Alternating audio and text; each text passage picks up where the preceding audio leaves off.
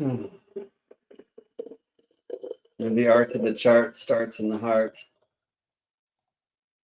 So let's remember that water is life. So we might get into some of the boiling water today, which, as we know, is necessary for the good tea. And so starting with this image, this beautiful image created by artist Barrett Biggers called Lilith 1824. And I had wondered for some time if that had something to do with the year 1824. And I believe the answer is no, but rather that is the designation for Lilith in astronomy. Well, what is Lilith in astronomy? That's a game that we play today. And why are there actually many Liliths is a very interesting consideration. I will share why this was inspired by the recent super blue moon, which my friend Brandon Hansen at the Astronomy for Astrologers Facebook page that we run recently wrote is neither super nor blue. Neither blue nor super. Come on, party pooper. I think I agree. I spent some time recently here in Storytelling Hour explaining that a better definition for blue moon likely than the third full moon in a season which has 4 would be simply the second consecutive full moon in the same zodiac sign. And that is not now, but rather the second Capricorn full moon of this calendar year of 2024. I'm going to put up the image for Storytelling Hour today, where we find Spica or Spiker, Chitra, a very goddess star on the rise. That's not what I meant to push. Although while we're at it, why not show that it is the bounds of Venus in the face of Jupiter associated with the 4 of swords currently rising, but the great goddess star Spica, the shaft of wheat held by the priestess of the heavens. And I wanted to share as well that with Libra rising, at least here locally, my gaze goes to find Venus, who is here in the sign of Virgo, said to be the sign of her fall, though it is within her own face, the second face of Virgo, said to be the face of Venus in that sign, and associated at least since the Golden Dawn times with the 9 of Pentacles. So maybe that star and that card will help us along our way today. I do want to point out with this Venus in the sign of her so-called fall, we see a very strong square with Gemini, Mars. Also, though, while the so-called mean Black Moon Lilith calculation is here near the moon's south node, as we begin our journey today here at Storytelling Hour, we find the true calculation for Black Moon Lilith. And look, I try not to be mean and I try to tell truths. That calculation, oops, wrong button, is right at the side of Venus. So moon opposite Lilith, super moon, that term is usually reserved for when the moon is full or new. And we'll explore that at some point today. But look, the art of the chart starts in the heart. So we're going to go there today. There's a reason why this flowery shirt is on a black background. We will enter the night and the flowers of the night, and some things will be a bit tricky along the way. Okay, I'm going to get into some difficult subjects, and I hope you're willing to go. There's kind of a full episode trigger warning made here, so choose to play if you choose. And I'm going to start by speaking about Yeah, a recent experience that was right here at home.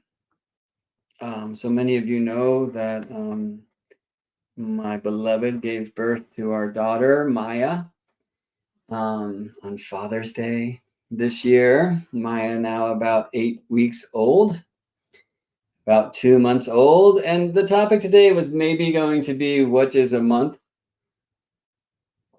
Many answers to that question, including a month, by the way. Um, but I decided that's not the topic for today. Though I should say one of the many moons available to us is what's called the anomalistic month, which is indicated in the chart by consecutive conjunctions of moon with black moon Lilith. Um, okay, so Maya was take 3 for us, and the third time's the charm and all that, because 2 miscarriages on the way to Maya's becoming. The first babe we called Poppy, and she actually passed shortly after she was poppy seed size, which is why she was so named. Um, the second baby we named Bay, and that was a quest for a baby name that, like brother Koa, is named for tree and tree spirit. And Bay was like it was like a placeholder name until the name of baby fully came in. I've had the name Maya with me since the first pregnancy, or at least since the second. The second baby, second miscarriage, like happened much later in term. And I mean, Anna wasn't like super far along, which I know many women have, been through that really deep initiation of a very late term miscarriage. Um, but we had just, it was very shortly after we had gone and done an ultrasound and, saw the baby on the screen and heard the baby's heartbeat and all of those things. And that's when I first sent the announcement um, out to the family. We were premature with the first one, and then miscarriage happened kind of shortly after we let our mothers know. And so with second pregnancy, we waited a little bit longer. But seeing the baby on the screen and hearing the heartbeat, like that was time. And then sadly, it was pretty soon after that baby passed. Now, my beloved Scorpiana was kind of on edge. And, let the record show that she was right. Never doubt the woman's intuition, especially the intuition of the mother. Um, but she was really concerned that our second pregnancy would not come to term. And I gotta say, though I like to like kind of hold the faith and stay optimistic, I do in some ways regret that I don't know what the right, it's not that I didn't believe her or wasn't there for her, I don't know. But didn't support her, I would suggest, enough in her fears at that time, including the fact, and this is something that I will always, always, always regret, that I did not join Anna for a visit to receive another ultrasound when the voice of her doubts of the baby's health got louder and louder and louder. And I was working and worried about just canceling clients and that, and I knew in my heart that she would go and she would receive the good news that everything was okay with the baby. Well, that's not how it was. And so instead, Anna was, with medical staff who are trained to be very cold and detached, as they let her know that the baby was no longer alive, and left her in the room all alone. And Yeah, I mean, I feel terrible about that. And so I caught an Uber to the place, which is some way around. I said, hey, please just like stay where you are. Don't drive the car. She's like sitting in the car weeping. And I got there and held her. And we have since noticed that on the way home from that place, which we pass every day when we take Ko to school, there's the Bay Tree Homes. It's pretty close to our house. So that became, a challenging sign to see. I also then later learned, and I'm ignorant about many things baby, which is showing itself every day now as a father of an 8-week-old. But I'm learning and growing. But I didn't know that Anna was going to have to deliver this child. And she did, and it was heavy. I mean, baby was tiny, like in the yolk sac, and these other things that I've been learning about. And so she actually worked with some herbs with Kohash to kind of speed up the delivery of this. Oh, to birth the unborn, I guess. How do we say that, right? Like we're going to get uncomfortable today, often, friends. But astrology wants to be a way in, not a way out. Yeah. So let's come in here. And as I say so often, the art of the chart starts in the heart. And I know many of you can relate. So Urania, I'm very glad to see you write that. And for you to write above the sweetest gift.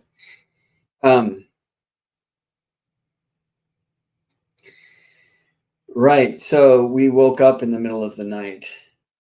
And Anna, was in mini labor, and the poncho came on and the drum came out, right? And I'm sitting there just drumming as she's sitting on the toilet delivering this one that would not be born, who is now, by the way, buried beneath a tree out here. And along with many of the ashes from a ritual we did during the eclipse in April, which is Maya, our baby's prenatal eclipse, where we really dealt with and burned away many of our fears around the health of our third, who is Maya, who is perfectly healthy and awesome. Saw the doctor yesterday, and all things are good. Okay. Anyway, so amazingly, on that day when Anna was all alone and went to receive this ultrasound with her partner not at her side, I can't remember if it was the true Black Moon Lilith or the mean Black Moon Lilith, but Anna was having a return of one of those at the time and a return of the other one. Like, I mean, exactly at the time that she then delivered. And, this kind of physical initiation of the second miscarriage. And it very much supported what I had learned about Black Moon Lilith some years before, when the theme of the month, or maybe it was the theme of a season, was, and in my counseling work, was miscarriage, abortion, infertility, stillbirth. So those of you who wear the starry cloth and work as astrological counselors and or otherwise, or do anything or live, will know that there are themes in life. And as a counselor, it's amazing, like part of my training and learning astrology has been the opportunity to be presented with a very common theme for like a month or two at a time. Sometimes this is just my own personal like sky initiations when I'm outside and I look at the moon and I drink her light in a new old way and learn a thing about how the world works, and my religion shifts a bit, and we'll speak about that today. But sometimes it's with who I have the honor of sitting with an astrological council, and they are coming and to sit these days typically on the other side of the Zoom screen, or as it was back in the day at my tea table in my house in West Seattle. And amazingly, there was a time of maybe 2-3 months when there was such a common theme of miscarriage, stillbirth, infertility, but mostly of abortion. And I wasn't, nor have I yet. I'm checking in to make sure, and the truth is I might not know, because part of my commitment to client confidentiality, many of you who worked with me often will know this. You come back and you're like, last time we were not, I was like, last time? No, I keep some notes, but not too many. And unlike those who like know everything about each of their clients and their charts, like I like to kind of clear it out, okay? And the magic ring comes off and it goes on the selenite tower, and I just reset and I become a human being and a partner and a daddy. You know, I'm like, go do that thing. And then when I come back, art of the chart starts in the heart and the ring comes on, and I ask a client to share their intention with me and I open up. You know, it's good to have a master switch, by the way. I can close it down so I can like go to a grocery store, or heaven forbid an airport with all the energies around and not be overwhelmed. Yeah. It's a good thing to know. Get yourself a talisman, get yourself a master switch. All right. Anyway, so I can't promise you that I haven't consulted somebody who was at a time of should I or should I not terminate a pregnancy, but I don't believe that I have. What was happening for me at this time in my life some years ago, where people were coming in reflecting now on an abortion that they had 5, 10, 15, even 20 years before. And it was just catching up with them, right? And look, you know, there's no book on how you go and do this thing. And even if there's a very loving partner at the woman's side who's going through this trial, it's very lonely and difficult. And, you know, who do you speak to about it, right? Like, how do you receive advice besides those who are just, you know, telling you that it's either so wrong or the only right thing to do? Who's receiving love and support in that really tricky initiation? And how can that happen without some self-doubt or whatnot, you know? And so what was happening for me is I was sitting with people who were really kind of coming into themselves and awakening to their spirit, which is often the case and still is today. It's one of the great gifts of my work, right? I connect with amazing people just like you every day and get to hear the most powerful stories, right? And so at this time, there was just this theme of, oh my God, I can't believe I did this thing 10 years ago. And I'm not saying like I regret it, but I wasn't present like I would be. And I'm just wondering what it was about. And can we look at that time together? You know, so this is like, you know, the drum comes out, right? The chart goes away and I'm just with the person and boom, boom, doom, gong, boom, you know. And okay, please tell me the baby's name. And I mean, there was never once a response that was not, what are you talking about, dude? Like I'm saying, this was an abortion. Like we weren't that far along in term. I did what I had to do. It's like, okay, is it a boy or a girl? And the drum, right? Oh, it's a girl. Man, how do I even know that? Right? It's like, no, just stay with that, please. Like close your eyes, open your heart, breathe with me. You know, like what is her name? It's okay to name her now, you know, or to hear her name from the other side now, and then that would come through for each of these. And I really began to appreciate these souls who don't quite incarnate, but get close enough to make moves, right? So Baby Bay, for example, teaches me, I would like to say for the first or for the last time, not to be a bad partner and to be there.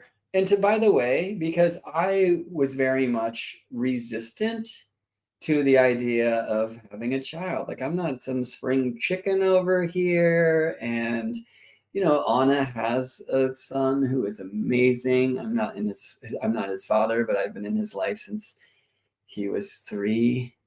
and he's with his dad half the time and here half the time. And, you know, for me, it's like, well, let's have our focus there. And, you know, part of the challenge of divorce, which is something I went through as a kid, like I can be here for that. And it's been in my life for so long. But there were also times where we had long weekends and we could travel or do our thing, you know. It's like not like that, baby. Right? And so, you know, I had some resistance. I had also, and this is something I had to personally burn away during the recent eclipse. I mean, I had made a very loud spiritual statement that I was going to terminate my paternal line and that I would be the end of the road. Well, so I had to completely rewrite that rule to make space for Maya to come through, you know? And frankly, should have done it before Poppy and Bay. And yet I wasn't ready and I was kind of on the fence, you know? And the miscarriage, especially the first one, which came early on, like as much as I was in pain about it, I was also relieved.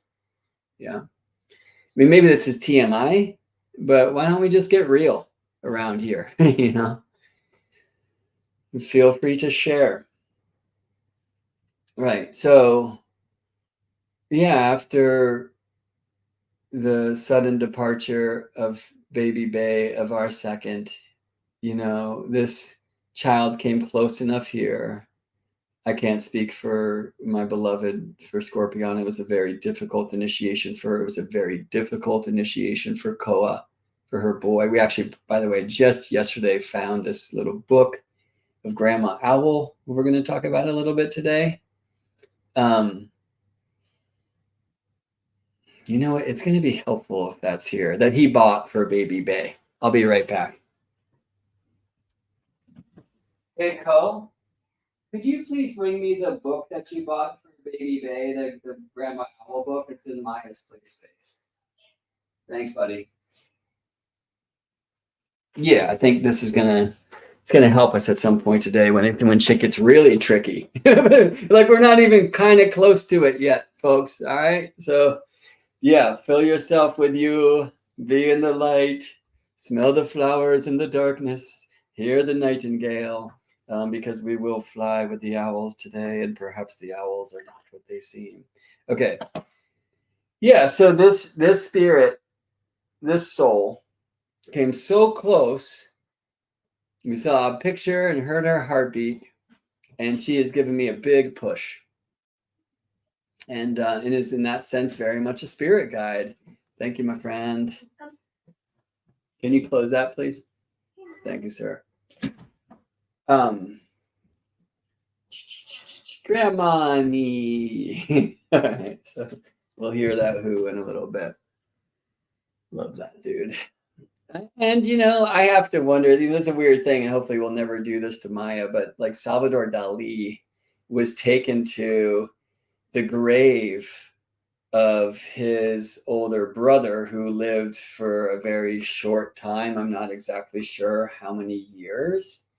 And he was brought to his, you know, brothers that he would never meet. That the child died before Dali's birth, and was told about the death of this child, and how he, Salvador Dali, was the incarnation, the reincarnation of this child who was not born. And by the way, as I'm sharing that, I'm opening Dali's chart, and I'm wondering if there's any indications of this when I tune into Black Moon Lilith.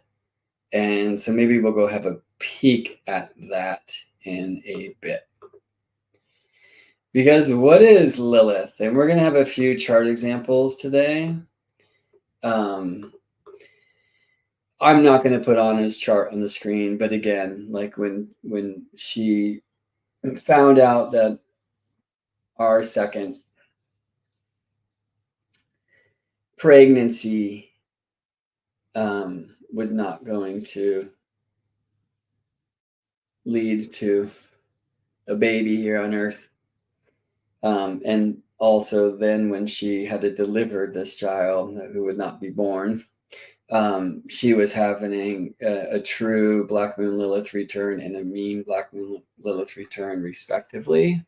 So that's one of the ways that we've seen this She also, by the way, when she separated from her husband, had an eclipse on her black moon Lilith, and that might support some of what is often taught about black moon Lilith by astrology and astrologers today.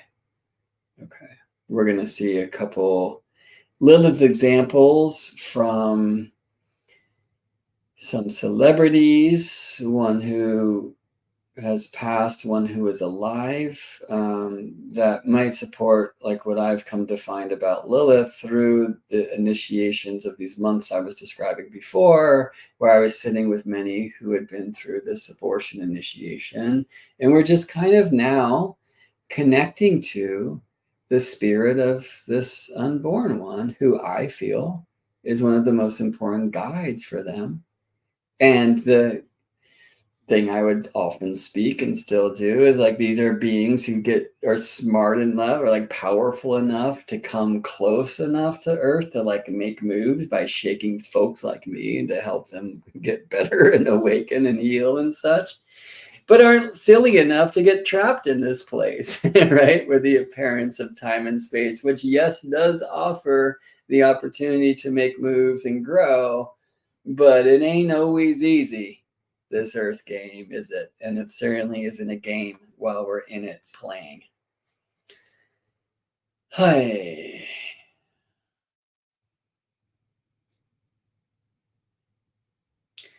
Winter, I hope it's okay with you that I put this one on the screen. So the most profound, intimate, and impactful experiences of my high-risk perinatal nursing career have been caring for families traversing this incredibly painful journey. And I imagine, Winter, much of that for you is like stillbirths or late term miscarriages and such, given the nature of that work. Thank you for sharing that. Many of you, by the way, sharing kind of really powerful statements here. And I can't tell you how much I appreciate the present of your presence. It really is a great gift. And for like holding space for me to share some of my own pain, especially, when we reflect upon ourselves and the things we would take back or change and the things that we regret. It's a little bit hard to put out there. But my hope is that if I can live authentically in that way, which I believe is the true Scorpio light, not hiding ourselves, but rather choosing to experience and express the depths of our passions, desires, excitements, pleasures, and pains, then I can, do my work as a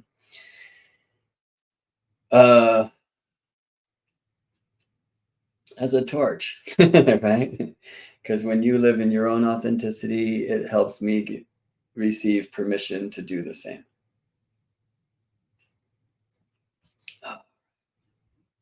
So Winter says more scenarios than you would ever want to know, which begs me to ask you, Winter, would it be okay if I look to your chart at the end of our jam today, to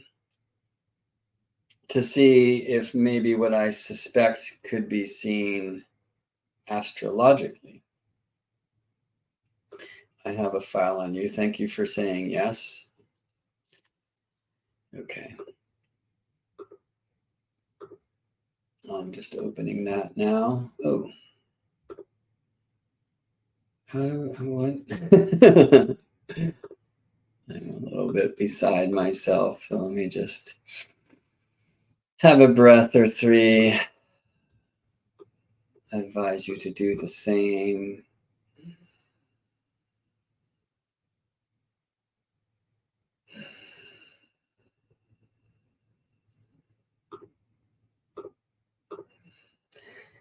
So I think maybe a place where we can just take a break from the tidal waves too would be to, get into the astronomy of this whole thing. But that is very much going to lead me back to the heart of it all. And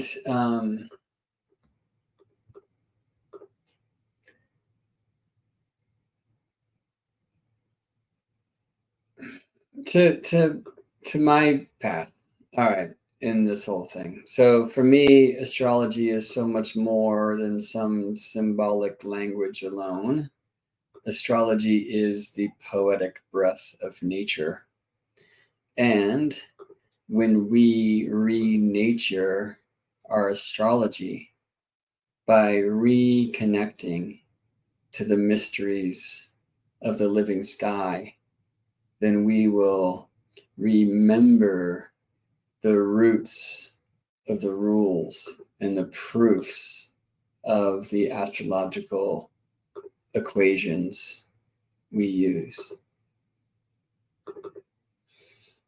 I'm trying to find another image that's going to hold my heart as we journey together today.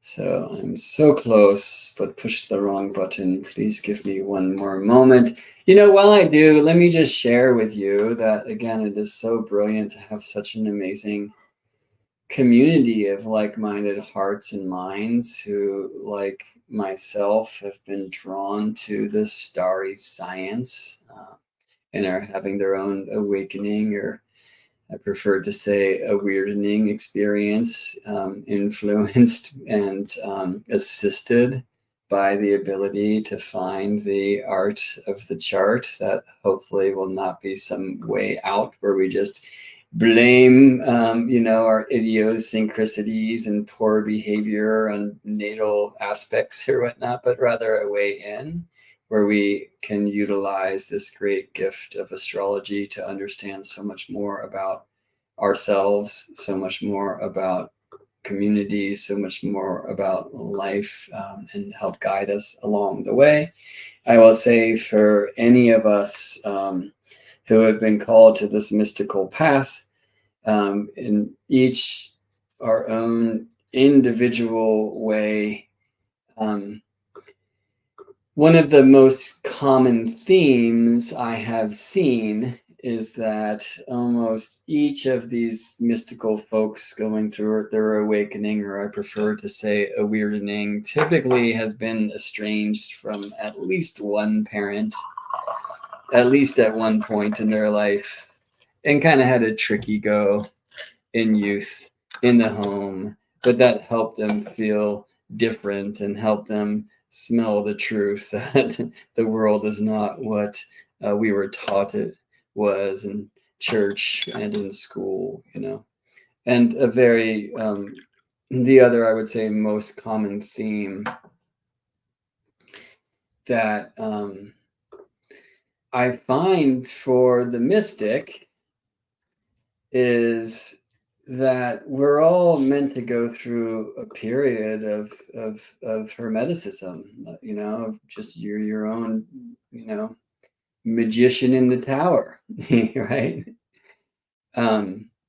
But I think I believe that another part of this is to later come back to fellowship and to community and to know that you are not alone. I mean, I can't tell you how common it is, a theme for me, to have clients tell me that they're the only one they know who's into this weird thing. It sets them aside and isolates them. I mean, I'm talking about people in small towns in Maine, and I get it, but also in like Paris, right? Like there's just no mystics in Paris. It's like, you're very wrong about that, but you're meant to have that experience for some time, but not forever. Like the hermetic time where you're in your own wizard's tower, witch's tower, whatever it wants to be, with all of your weird books and such. Like, it's imperative. It's part of this, because on the astrological path, and it's so beautiful that, especially in this modern time of astrology, we spend so much time looking at our own natal charts to know more about us and to see the map, right? So it really helps us come within, but that doesn't mean we're meant to be alone. So many of you are already in. I'm seeing Don and Winter and Diane and many others here who are members of the School of Astrology's constellations. But for those of you who aren't, First of all, it's a wonderful way to support my work if you'd like to. It's tricky for me right now. I've become a dad, as I just shared, and you know, how am I going to provide? And all those fears are really loud. But it's just, and most importantly, as you can see here, you are not alone, right? It's a great place to come in and connect with fellow weirdos. Hopefully I can put that in. So I just want to put a link here, geminibrett.com/constellations will redirect you to the page that you see on your screen if you want to learn more about this community. And by the way, tonight, well, depending on where you live, so 4 p.m. Pacific time, in just some hours now, we will have our monthly teaching by Amala Hall, who is absolutely amazing. Because somebody, please, who's here and in constellations, testify to the amazement that Amala Hall is. I had her here on Storytelling Hour last month, I believe, before her transmission for Cancer and Moon planet correspondence, and at 4 p.m. Pacific in constellations today. Amala will be presenting on Leo and Sun planet correspondence. She's an amazing magical healer being. And so last week we had our Astro Tarot Circle in constellations. That happens once a month, guided by Phelan Shiva. And I have so much gratitude to these amazing, powerful teacher beings. And then next week, we will have an Astro Embodiment practice offered by Alyssa Luna, who's also been here. I got to get Phelan into Storytelling Hour so you can meet her if you haven't already. She's great. Alyssa Luna has been offering these amazing Astro Embodiment practices as we move through the signs.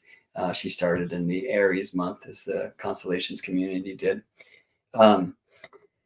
And so I am the fourth teacher right now. So each month I offer an Astrology teaching. So if you want to get more than what you find here every week on Storytelling Hour, and from more folks than just me, Diane calls Phelan a priestess on a motorcycle. Awesome. Please consider checking out constellations. All right. So geminibrett.com/constellations. Great. And that kind of helped me get my thing together, especially because I wanted to show you a particular image here. Hold on. I also want to set up an image of the current astronomy. So bear with me 1 second there, please. Okay. Now, sharing screens and such. A Brett within a Brett within a Brett within a Brett. Cool. So here's our start time today. This is the true Black Moon Lilith calculation. And you can see Lilith at the side of Virgo Venus, the place where Venus is said to be in fall, and Virgo in a really strong square with Mars, and really in this very strong T-square formation, right? With Pisces Saturn, who recently received a visit from Moon, and the Gemini Mars Jupiter in between. That's been a theme lately. I wanted to say so much more than I did last week, but I already said too much.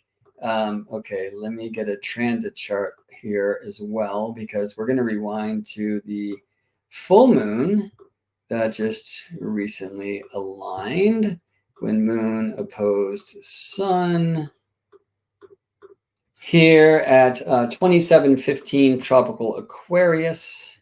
So this was the Aquarius full moon of this calendar year, tropical Aquarius full moon this calendar year, August 19th, 2024. And with the full moon generally opposite Black Moon Lilith, this is said to be one of the super moons of this year. Let's go to the full moon next month on September 17th.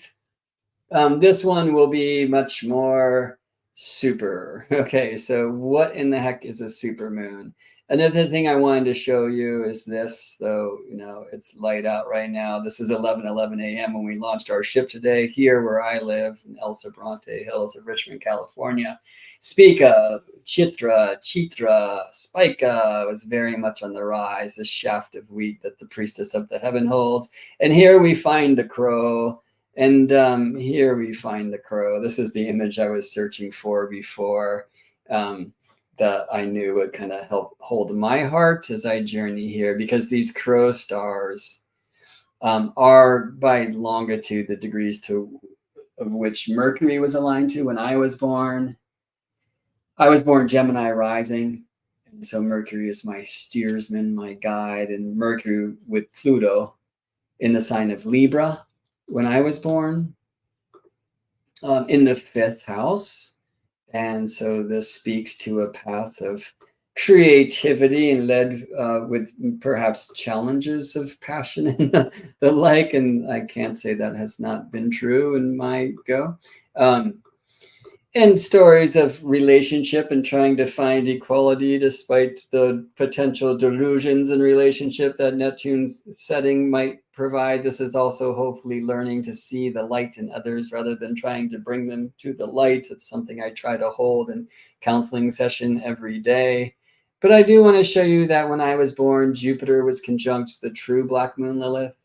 Jupiter representing the 7th house of Sagittarius in a Gemini rising chart, and therefore representing my partner. And I think he does a beautiful job of that. And that I was born with Mercury opposite Jupiter and Mercury with Pluto opposite, generally speaking, the true black moon Lilith. Now, when I go to mean black moon Lilith, though I do try to tell truth and I try not to be mean, we find Lilith up here in the sign of Pisces. Less aligned for me personally in some regards, though. You see the square from the moon, and really somewhere near this moon-Mars midpoint, which I was exploring today for reasons I am not brave enough to share with you. Okay, anyway, so yeah, we all have black moon Lilith in our chart. What is Lilith? Why is this moon a supermoon? Or maybe the one next month is the one that really should hold that candle. Well, let's go find out. So in this case, we share the whole screen and nothing but the screen. You know, let me say one more thing about this photo. I was in Hawaii in April and drove solo in the middle of the night to the lava fields there. And actually, it's inspiring me to open up another thing to show you. So give me one moment, please. Here on Storytelling Hour, we follow the blinking star from one limb of the cosmic tree to another. And hopefully it's fun for you. You know, one of my Gemini mantras is these many branches I'm called to climb all emanate from the same trunk today. The trunk is called Black Moon Lilith. But hopefully climbing all of these branches along the way can for you also be fun. So let's get here and share the screen once again. Yeah, and we can enjoy some beauty together. And I can share some of the hardship that I was experiencing while also experiencing this beauty. So this is the time lapse I took in the lava fields on Maui in April of this year of 2024. It's right after constellations began. And I was staring here into the place where the cosmic serpent bites its own tail, the great Ouroboros of the Milky Way. And I was contemplating this fear of the death of my child and was really having some dark thoughts. And I snapped out of it and was just like, dude, what the F, right? Well, I am in like literally like very spiky lava fields, okay? Like maybe I didn't try, but they're out of focus in this frame. So they don't seem as spiky as they really are. It helps, by the way, in that kind of focus, let the stars be spiky so we can see things like nebula here. But when I kind of had this awakening to, oh yeah, like you're getting a little too heavy here, bud. And don't manifest another miscarriage by your fears and such, right? I looked over at that time to the west to find the crow, and the priestess here, because when I was born, Mercury was about right here, aligned to Porama in the waist of the priestess, and at the longitudes of this Bohemian star. Some say it's Genii, some say it is Algarab. And so went over there to contemplate the fifth house, because that was in the fifth when I was born. It's like, okay, like let me just like look away from my eighth house for a bit and go over here to the fifth and remember there's a baby on the way, and life and joy and play and creativity and art and yes, right? And so like let me hold that as I come back to the eighth place. I mean, interestingly, the eighth is the fourth of the fifth. Trip on that for a bit. Along the way, I connected with Antares, who was setting when I was born, and so very much is a star that encourages healthy partnership for me. And then came back to the eighth to think about rebirth and new life, right? And how this is this great kind of death of my old life and the birth of a new life, of being a dad of a very young one, you know? It's good to know where your planets reside. The planets at the time of your becoming, of your nativity, where they resided in the heavens. So when you go outside, you can connect with those spaces. And if you're considering strange ass death shit, and you're staring into the stars that were on the 8th when you were born, then it's okay. All right, cool. So let's go now, and we're going to talk a little bit about the astronomy of Lilith, and this will bring us also into some of the the Lilith story. All right, so buttons. We doing okay here? We've had enough breaths. All right, more tea.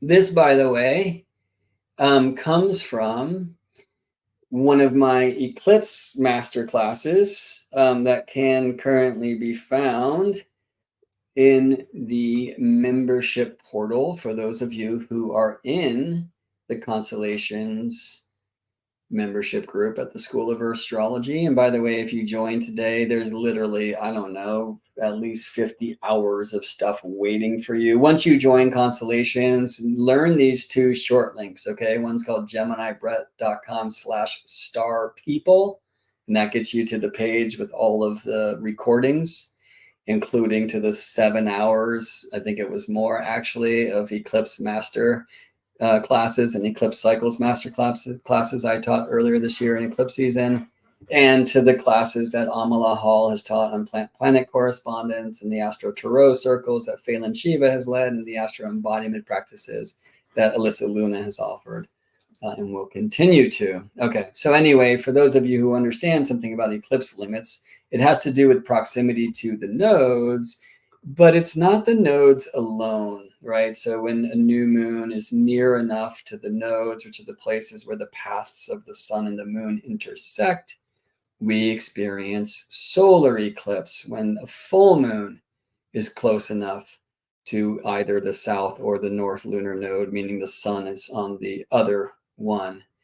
Then we experience lunar eclipse, right? And well, so much of the eclipse mysteries have to do also with the black moon. So what is black moon Lilith astronomically? And how does Lilith make the moon super? This was a photograph I took some time ago from the solar calendar stone circle at Cesar E. Chavez Park in the Berkeley Marina of moon coming up over the Berkeley Hills. Now, moon often appears to be gigantic when she's rising. That's just an effect of having some nearby things to compare her to, like houses and trees. And these are giant houses in the Berkeley Hills, and still they hold a candle not to the moon, But this was a very large moon, visibly, because she was opposite Lilith and therefore close to Earth. This was a Scorpio supermoon at that time who would later be eclipsed.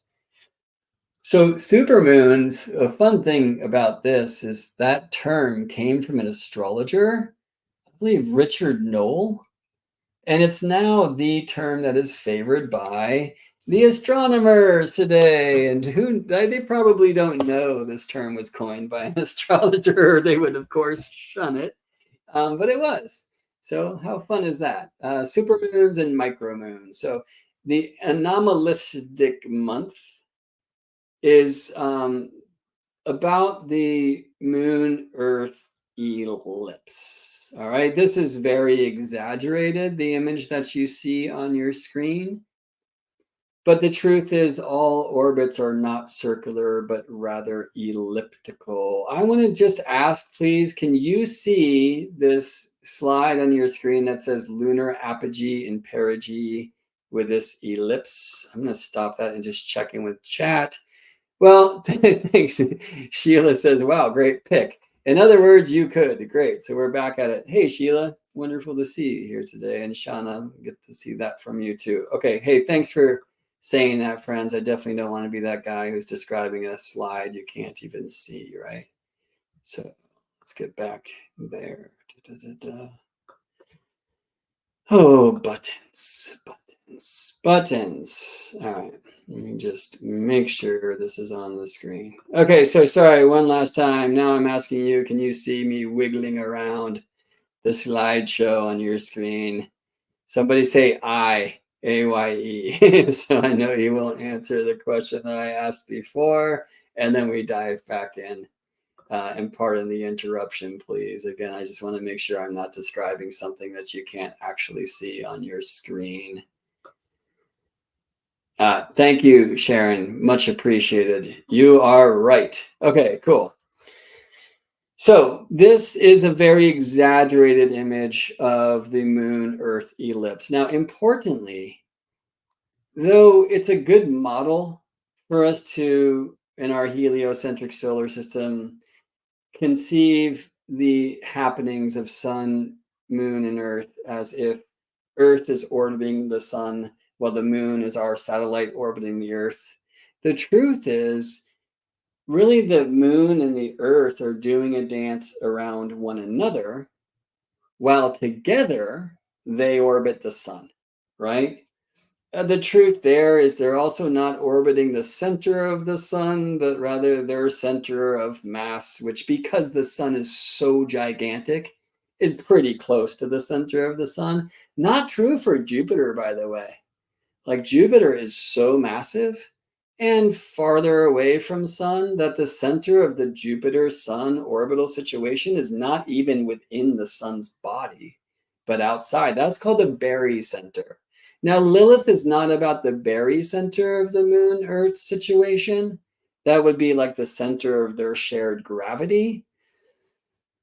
But she is involved with this gravity situation of moon and Earth, if you prefer that model, or maybe the electricity if you prefer that, or the whatever if you prefer some other model of physics. Okay, and we are going to use this image of moon orbiting the Earth here. It's just easier to help us see this. Okay, so every month, or really every anomalistic month, the month of the anomaly, moon gets closest to the Earth, and that's called the lunar perigee. G for geo for Earth, peri close, okay? And then half of an anomalistic month later, which is a month of about 27 and a half days, 27.55 days on average.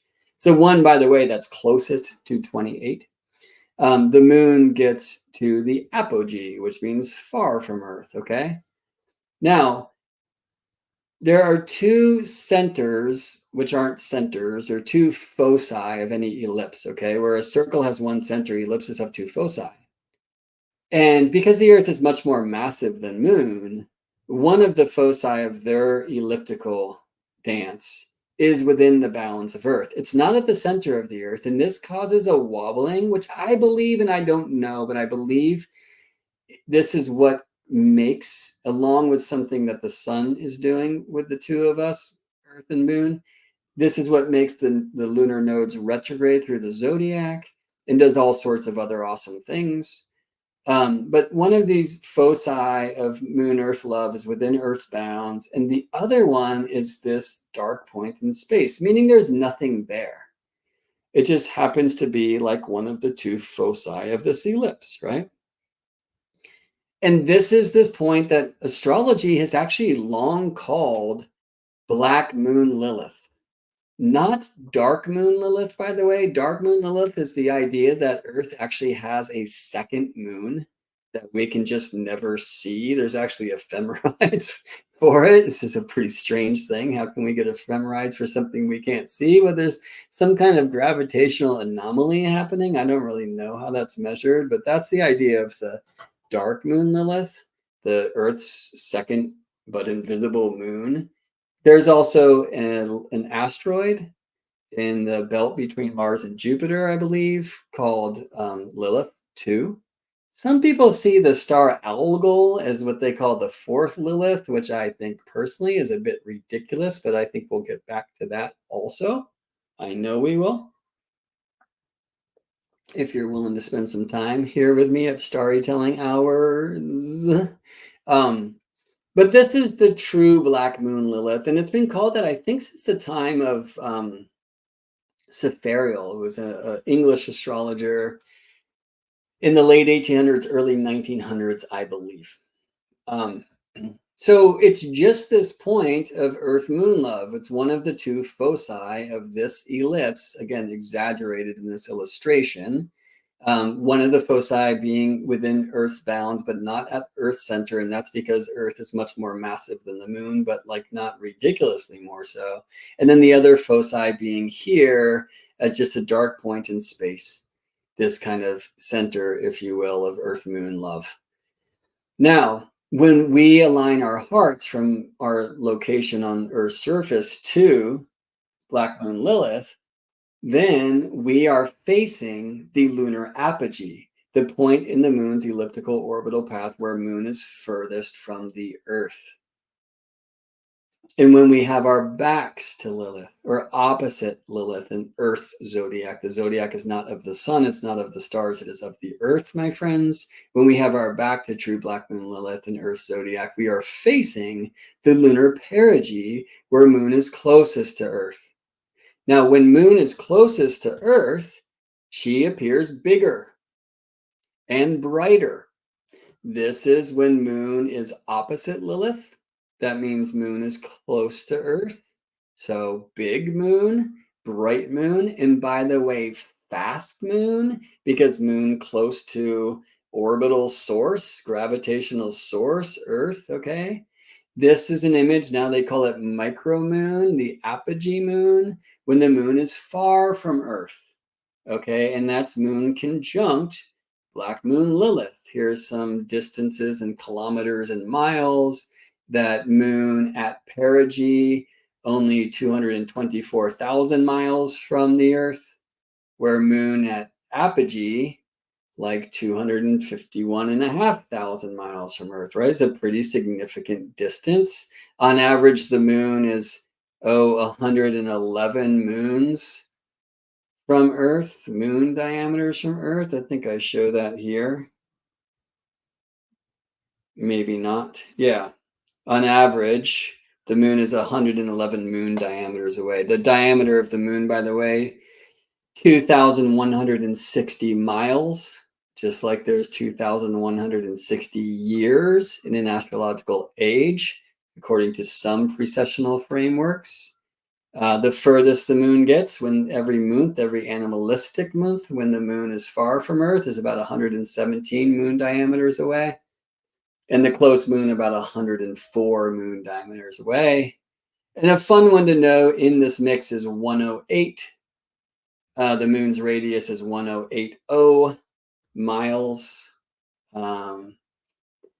The moon is about 108 moons from the Earth. The Earth is about 108 suns from the sun, and the sun is about 108 Earths in diameter, which is amazing. When I say Earths, I mean Earth diameter. When I say suns, I mean sun diameter, and maybe that's enough for us to play with in that regard right now. I like to call, so I really understand the astronomy of Lilith, I like to call Black Moon Lilith far moon Lilith, or slow moon Lilith. And let me show that to you, okay? On average, the moon moves about 13 1/3 degrees per day. Let's be here, and I'll just go a day forward. Okay. And a day back. Okay, so right now, as I'm sharing, the moon, generally speaking, is opposite Lilith. Now, we have two different calculations for Lilith, and they both seem to work archetypally. As I was describing that painful experience of miscarriage before, Anna found out that the baby was no longer alive when she was having, I think, her mean Black Moon Lilith return, and then she delivered this baby who would not come to term during her true Black Moon Lilith return. Now, that's one example, one data point does not make statistics, right? But it was an interesting thing, especially since I learned so much about Lilith and her seeming connection to stillbirth, infertility, abortion, and miscarriage before in that time in my counseling career that I was telling you about earlier, okay? So if I turn this to the mean Black Moon Lilith calculation, which is never retrograde, always moves direct, and takes, by the way, about 9 years to circle the zodiac direct, then we see Lilith in the node at this time. But the truth is, for us to track the moon's distance from the Earth, which in one way is reflected by lunar size, another by lunar speed, and only that I'm able to show you here in AstroGold software, it is the true Black Moon Lilith that gives us the indication of lunar speed. Now, the truth is, we don't really know where the lunar apogee is unless the moon is close, unless the moon is conjunct Lilith or opposite Lilith, and I mean true Black Moon Lilith. We don't know astronomically, mathematically, exactly where Lilith is. There's a lot of issues with this. Frankly, like, I value myself as an intelligent and intellectual and mathematical, scientific kind of guy. I have a hard time with the math and the science and the astronomy. I can tell you the truth, I haven't spent enough time with it. And really, to do that, like, I can't just read it. I'm going to have to do the math. You know what I mean? But I do understand, or I've been told or read that, like, we don't exactly know where Lilith is. So when you hear like true Black Moon Lilith, it's not necessarily the truth. When you hear mean Black Moon Lilith, it's not necessarily mean. It just means average, right? Because when you watch, like, let's do this, and I think I will set this up now on a 0 Aries wheel. And let's just track the moon and the sun and the nodes and Lilith, or moon and sun and Lilith for a second. And let's just move through time. Okay. Okay, and look what the true Black Moon Lilith does. I mean, it's like chaotic. It's just like all over the place and pretty quickly, and it's rather kind of difficult to understand. But this is moon far from Earth, and this is moon close to Earth, and this is moon far from Earth, and this is moon close to Earth. And the strange thing is this, like, apogee and perigee, the far and near points of the moon's ellipses, are actually changing in every moment, right? This is the stuff that I don't quite get astronomically. Be easier if everything was just a circle, right? It's not. If I change this to the mean Lilith calculation, well, it's kind of nice because it just moves slowly at a rate of about 360 degrees in 9 years. Let's test that game. Here's May 11th, 2025, where I just randomly stopped in our animation, not knowing that it would be a micro moon, okay? Because here's a full moon far from Earth. Do you see how that works? And actually, yeah, let's just move 9 years forward and see if indeed that would be the Lilith also at 5 Scorpio. You're 11 Scorpio, right? So not exactly 9 years. Here's another 9 years. So 11 and a third Scorpio, it's 17. So it looks like it's a little bit less than 9 years. That's when I would like to learn and really know that. Okay. Anyway, here's today. So moon is currently opposite the mean Lilith. And even more so opposite the true Black Moon Lilith, or that really would have been yesterday. Oh, my moon was so close to Earth because you know that the moon is far when moon is conjunct black moon Lilith. Yesterday, some weeks ago, all my moon was so far and slow. Thank you, Paul. Right, so moon, when moon is with Lilith, you'll see a slow moon. So here Astro Gold is showing us the daily travel of the moon, or I can get it up here too, right? So the longitude of the moon means zodiac degree. The change in longitude is the moon's daily speed. And you see it here, it's less than 12 degrees, okay? Well, moon gets around the zodiac of 360 degrees every 27 and a third days. That's called the tropical month, okay? Moon getting around the Earth, really.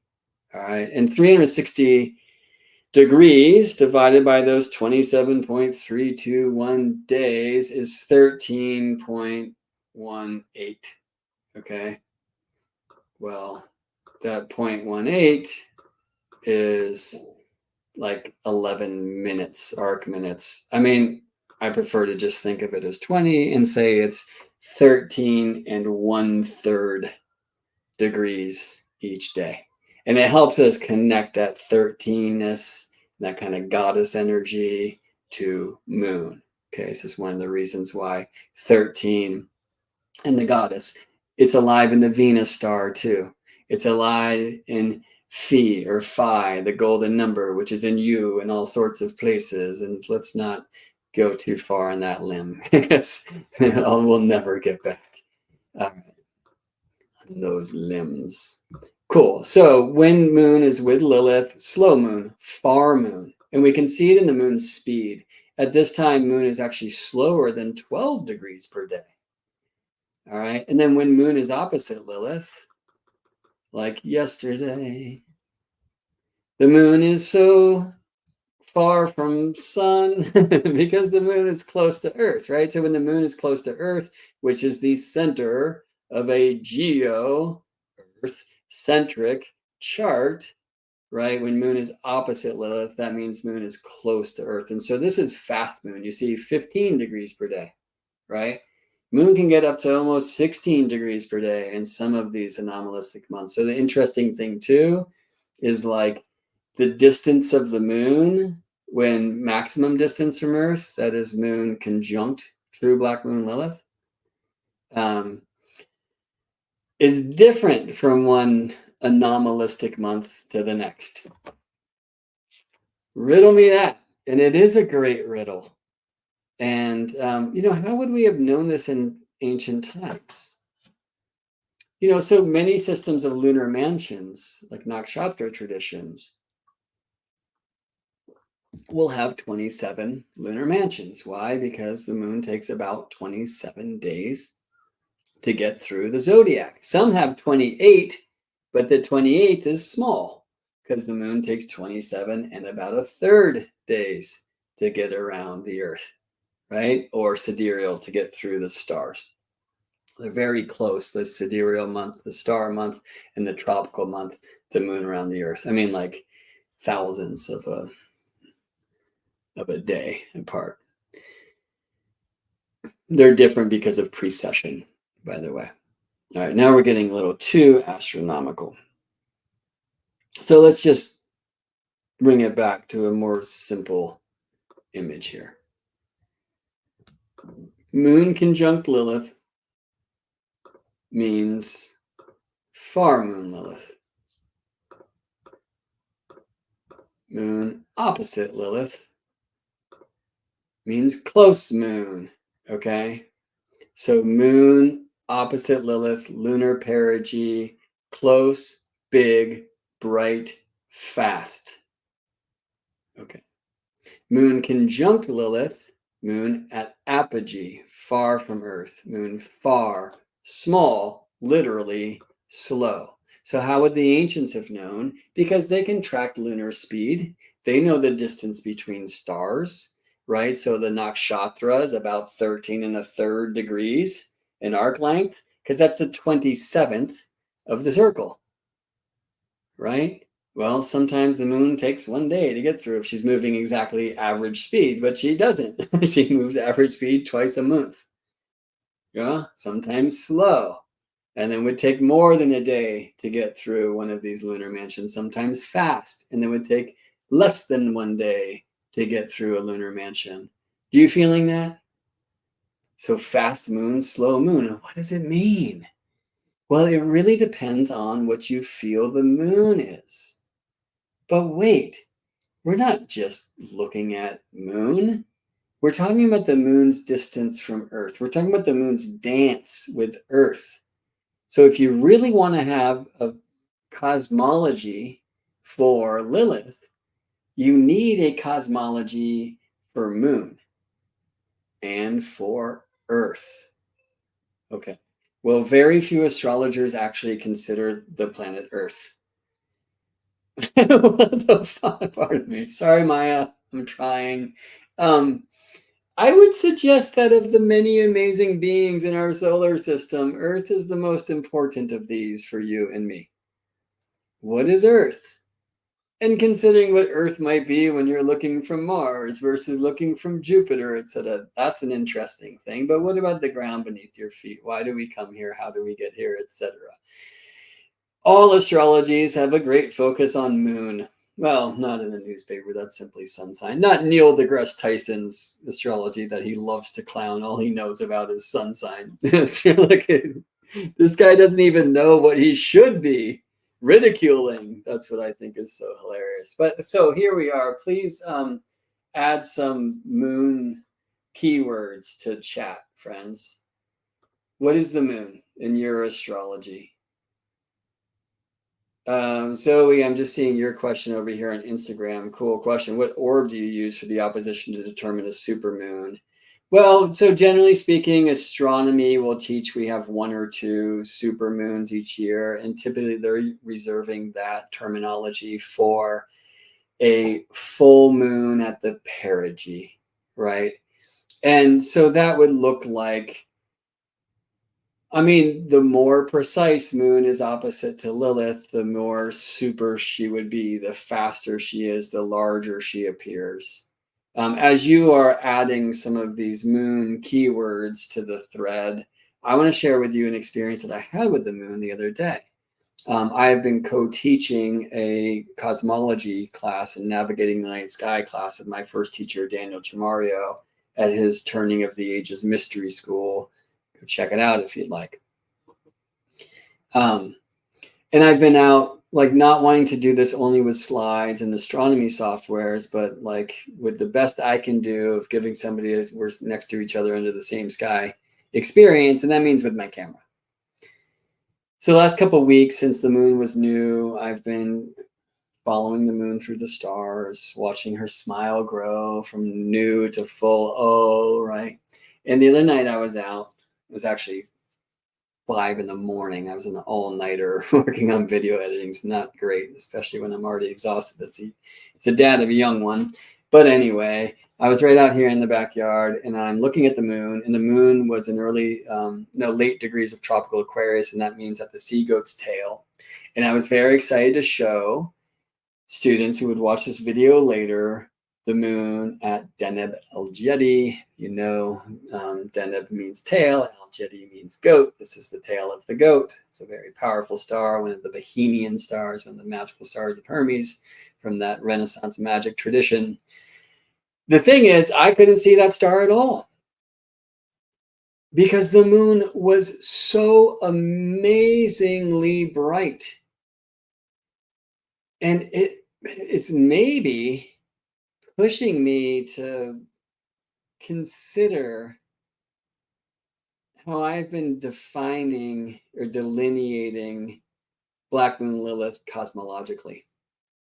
So I'm going to share with you where I have been, probably where I'm still at, but also how my experience the other night challenges. So the truth is, like, all of our original zodiacs were lunar.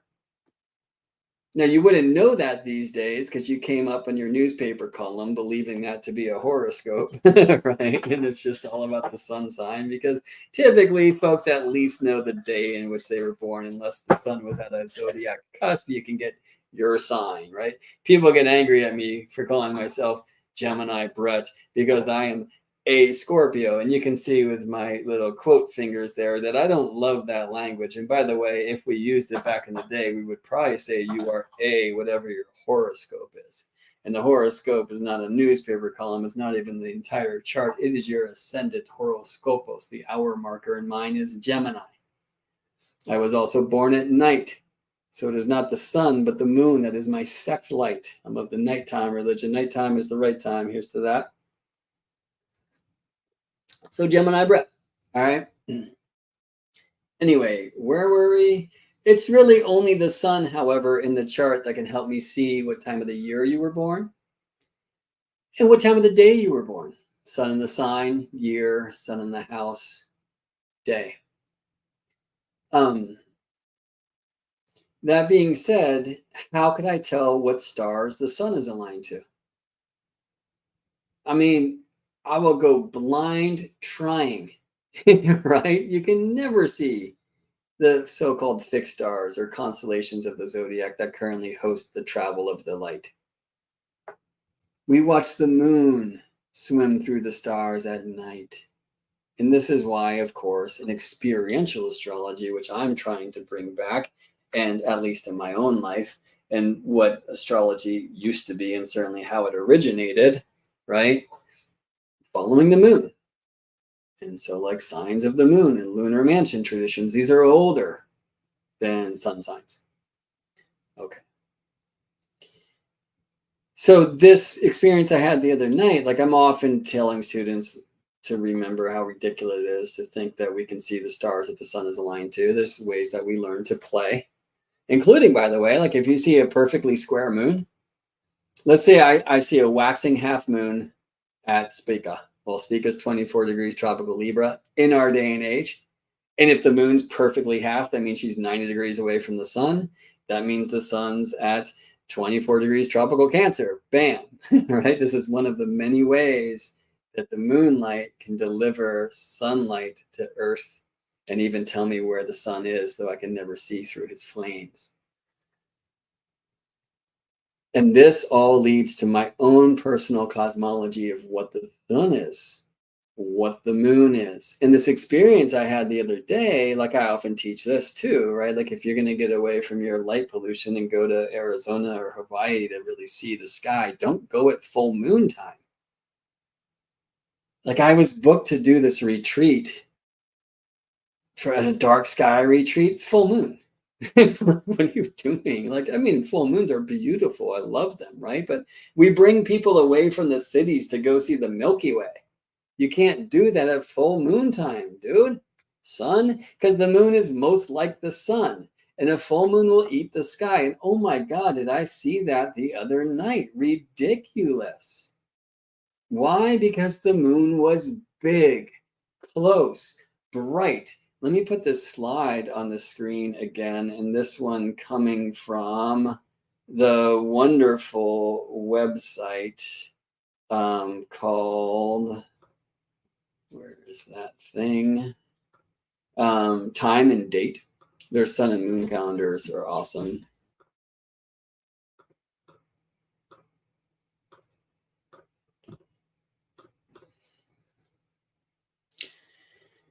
The supermoon or the perigee moon versus the micromoon or the apogee moon. The supermoon 30% brighter and 14% bigger, apparently. And by the way, this would be another way that the ancients would have known if moon was close and fast or far and slow. So I'm thinking of, you know, like drafters templates where you have all the different size circles in it, or those could be used by ring makers, smaller circles then. But you know, if you have this sheet of different size circle at a fixed length, like at your arm length, or we could get more scientific with that with some kind of metal device and you're sitting in a chair or whatever, right? Then you compare which hole on your template form that the moon's filling, you know how far the moon is. Do you dig? All right. So let me put up some of your moon keywords, because again, if we want to have a feeling of what Lilith is, we need to have a feeling of what the moon is, because Lilith is all about the moon. Is the moon slow or fast? Moon conjunct Lilith, slowest moon of the month, of the anomalistic month. Moon opposite Lilith, fastest moon of the month. Is the moon big or small? Is the moon near or far? Well, near or far from what? Earth. So we need some Earth too. Right? So let's get some moon words up here. Emotions. Yeah, I mean, probably the most commonly taught. The moon controls the tides. Wonderful, fun truth, right? The sun has more gravitational force, like Earth's in check and the moon, we're orbiting the light, yeah? If you're into that whole Newtonian trip, man, I don't want to mess with you electric universe folks. Do your thing. Convert it to your own cosmology or physics, okay? But the sun has more pull on us, generally speaking. However, the moon has more tidal force. Why? Because tidal force is the difference between the gravitational source's pull on one side of the Earth as compared to the other, right? And the sun has so much more pull because it's so much more massive. It's so much further away than the moon is. So the moon's gravitational difference between her pull on this side of the Earth, the near side to the moon, and the far side, that difference is much greater than the sun's pull on the sun side of the Earth versus the dark side of night side of the Earth, because the sun is so much further away. If you're into your Newtonian physics, y'all, the gravitational equations show the radius or the distance between the two bodies in the denominator in squared, right? So the thing gets much smaller with distance. Okay. Sorry. According to my calculations, anyway. Right, or to Newton. So emotions, right? So this is kind of what we typically hear from astrologers in regard to fast moon. Moon controls the tides. Your Earth is made of 70% water, and so are you. And so fast moon might mean fast feelings, right? And even if the moon's in a kind of colder place like Aquarius, where she was full a couple days ago, right? Still, it's going to be fast feelings, right? Embodiment offers Urania, which is cool. Love it. I would say, for me, in my cosmology, that word is more aligned to Earth. But in my cosmology, moon is the incarnational device of how we get here. And therefore, I agree. Okay. Emotions, again, intuition. Okay, so is close moon, fast moon, does that give us more of an ability of the intuitional magic? Interesting. Perhaps.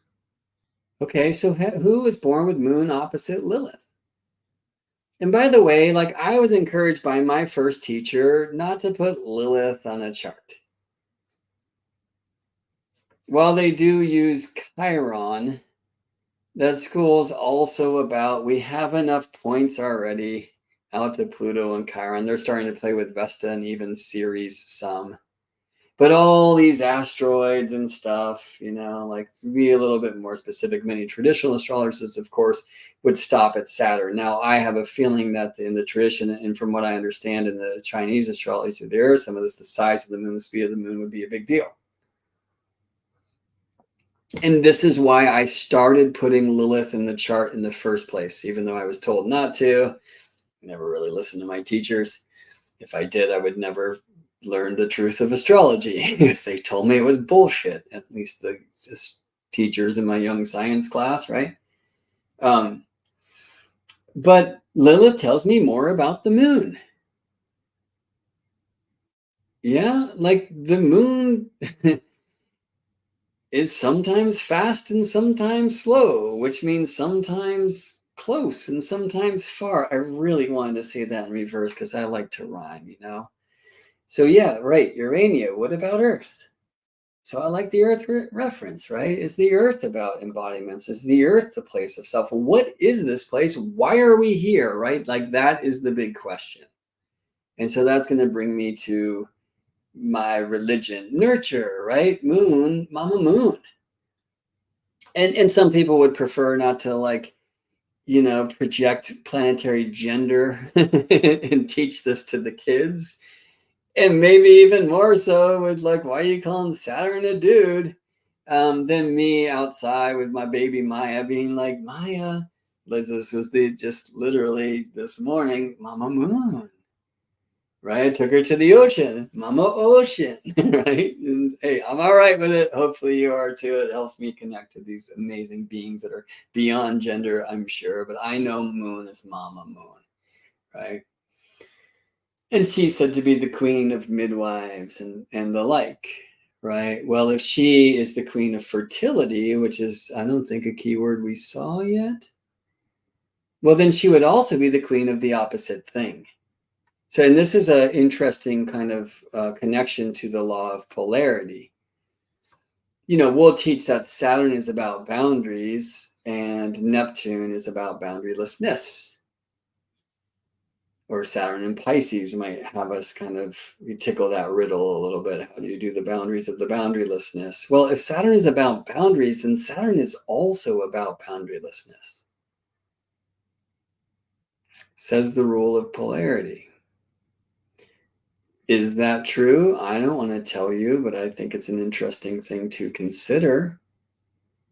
They say about Ganesha, right? You pray to Ganesha to remove obstacles. Well, that's because Ganesha brings obstacles. Right? So, Anjani, who prayed to Shiva to have a child. And then here comes Hanuman. Well, why would you pray to the god of destruction for creation? Do you see? So if you're having fertility challenge, we might look to the moon. We probably look to the fifth house, maybe to the planet that guides the fifth, planets that are in the fifth, right? But the moon will say so much about this. The queen of midwives and the queen of fertility. Well, what does that have to do with Lilith?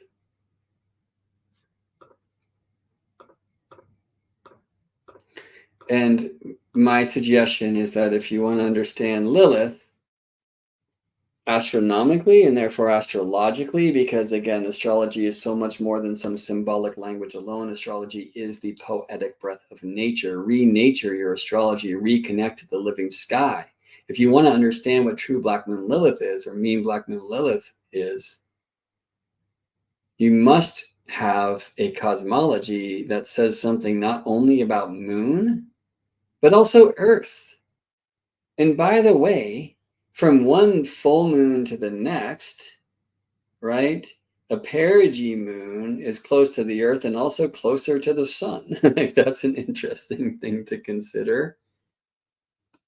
So here's this beautiful work by Barrett Biggers, and we see this black cat. Every witch should have one. Beneath this glyph for Lilith, we see phases of the moon above, and might even imagine that moon on Lilith's forehead would be, I guess, micro moon, because when the moon is conjunct Lilith, that is the small moon, the far moon, the slow moon. What does it mean? And so, the kind of first place many people go is to the myth. So Chiron is all about the sacred wound. Okay, why? Well, read about his story and the arrow he dropped into his shin. And very few people will go to Chiron's original wound, which is the same for all of us. It's orphanage, right? And this isn't about Chiron. Maybe we can do that another time, though I was born with Chiron and Lilith conjunct. So maybe they're meant to kind of express in a similar way for me.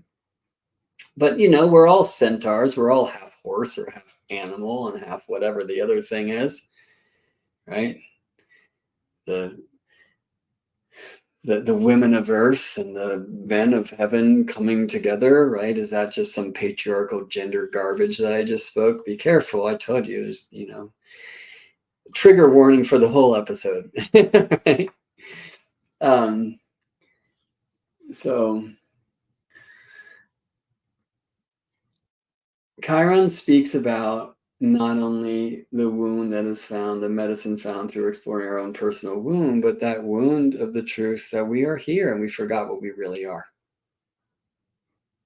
You are spirit. And when I say that word, I mean the one only thing that ever was, is, and will be, the indivisible. But that thing is totally boring. Now, I don't know if spirit forgot to support its partner when she had that terrible initiation at the doctor's office that day. And that's why spirit took a good look at itself. But this happens. This is the miracle none can explain, pure spirit reflecting upon itself. Okay, well, when you take a good look at yourself, who are you looking at and who is looking? The one becomes two. The one becomes not two, for they are of the same. But a soul is born, which is not some little piece of spirit. That is impossible. Spirit is the one thing that ever was, is, and will be. It's entirely indivisible. It's completely boring. It's everything. So it's like nothing. Can't do anything because it's everything. Do you see how that works? And perhaps this is the stimulus for the reflection, but spirit reflects upon itself and a soul is born. And the soul must incarnate in matter. It's easier to show you this geometrically. Today's not the day. But you can see the stuff at my website, by the way.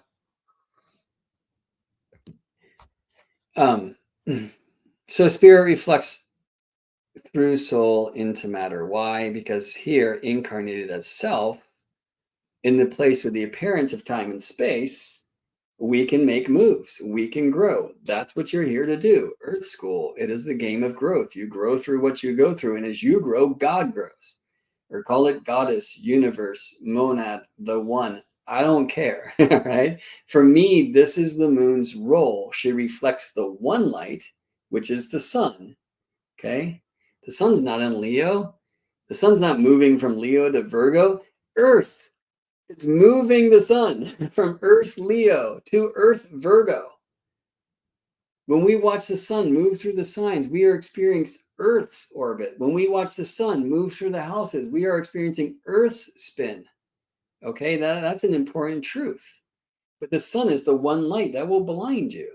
The sun, like the other stars, according to some old cosmologies, which I prefer to the nuclear furnace in your 3D sky thing, which has its place, but the stars are simply holes in the veil that shield us from the one only light that ever was, is, and will be, spirit.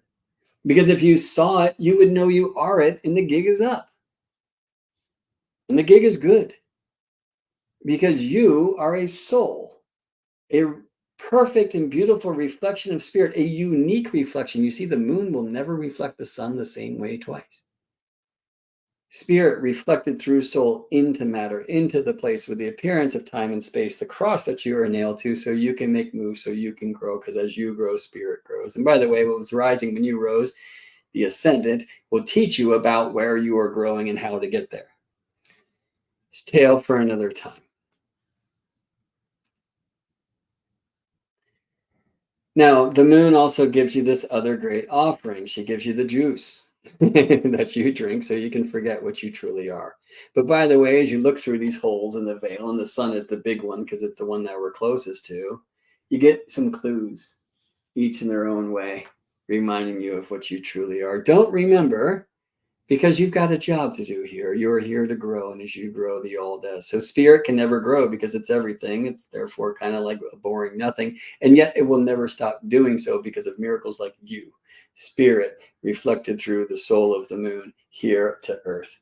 Spirit, soul, matter, circle, crescent, cross, sun, moon, earth. Okay, so when I, Lilith, I'm thinking about soul and matter.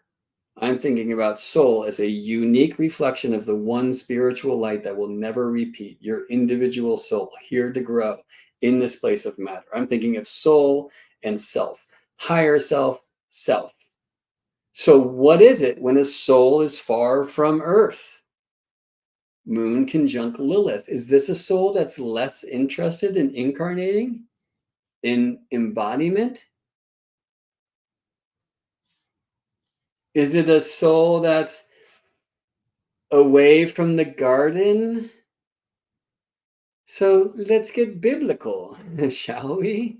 You know, like a really interesting challenge to the whole Bible rap Let me get some other images in here. Buttons, where are you? Man, I keep doing a thing that makes this more difficult. Okay. So Lilith, right? Who is Lilith? Well, how about this? Who's that? And who's that little dude in the tree? Telling Eve to eat the apple. What is this image? Some say this is Inanna, by the way. Some say it is Lilith too. Check out the feet. I mean, talons and the wings and the owls at her side as she stands upon the beast. Some would suggest that is Lilith.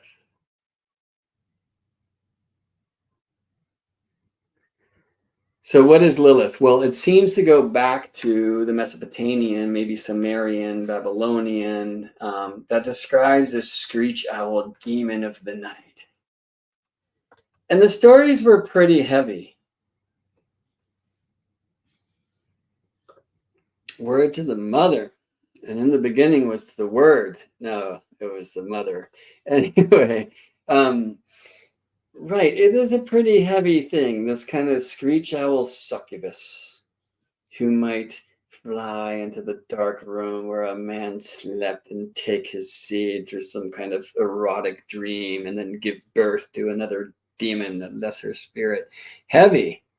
Well, in demonology, not all demons are evil, by the way, and neither is the darkness and neither is the night. This is the place of the formless and the feminine. Your greatest visions will come with your eyes closed, or when the sun closes our collective eye by simply setting in the west and allowing the beginning of the night, and especially on those moonless nights, or if the moon's around, at least let her be far and small so she eats less sky, so we can play with the stars and remember what we truly are in that mystical way that has no rooms for calculators and rulers, you know? Call that the yin, call that the feminine, call that the nocturnal, call that the moon, call that what you will. It is the darkness that brings us home, at least in the language of the night. The third house, which many associate these days with Mercury, because for some reason they think the earth doesn't spin, was traditionally the place of the goddess.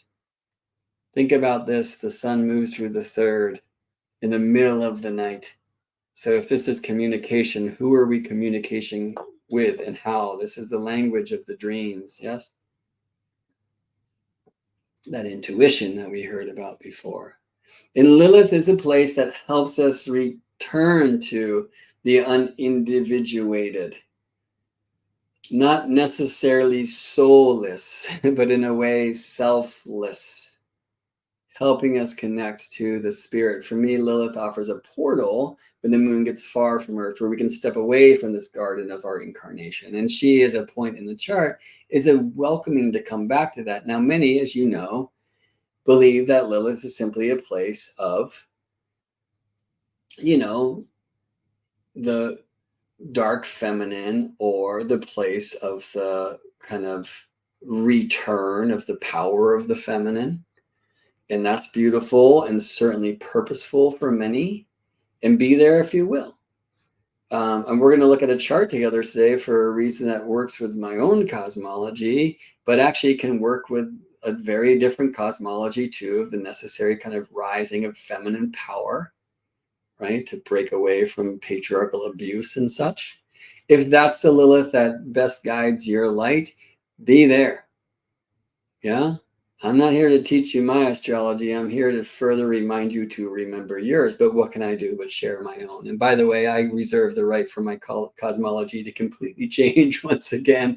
I used to believe we were all little pieces of spirit, that's what a soul was. Now I understand spirit is completely indivisible. But what do I know? I'm here on Earth. Perhaps I'll know if I'm not here. Perhaps I can ask Baby Bay or other guys who live on the other side. Perhaps I can ask my baby or hear it in her cries, since isn't she much closer to the spiritual unincarnated than I am? Where was she 8 weeks ago and 10 months ago or 11 and all that, you know? Been a long time for me, and hopefully will be a while still. especially since I've got a daughter to guide here on earth now. And there's a reason why we're here, and it's not some evil place. And I don't believe we're here to transcend. I believe we're here to grow. And we should do that by fully committing and embodying. Okay, so biblically, let's get there. Lilith isn't really mentioned in the Bible. There is a place in Isaiah 34, depending on the translation.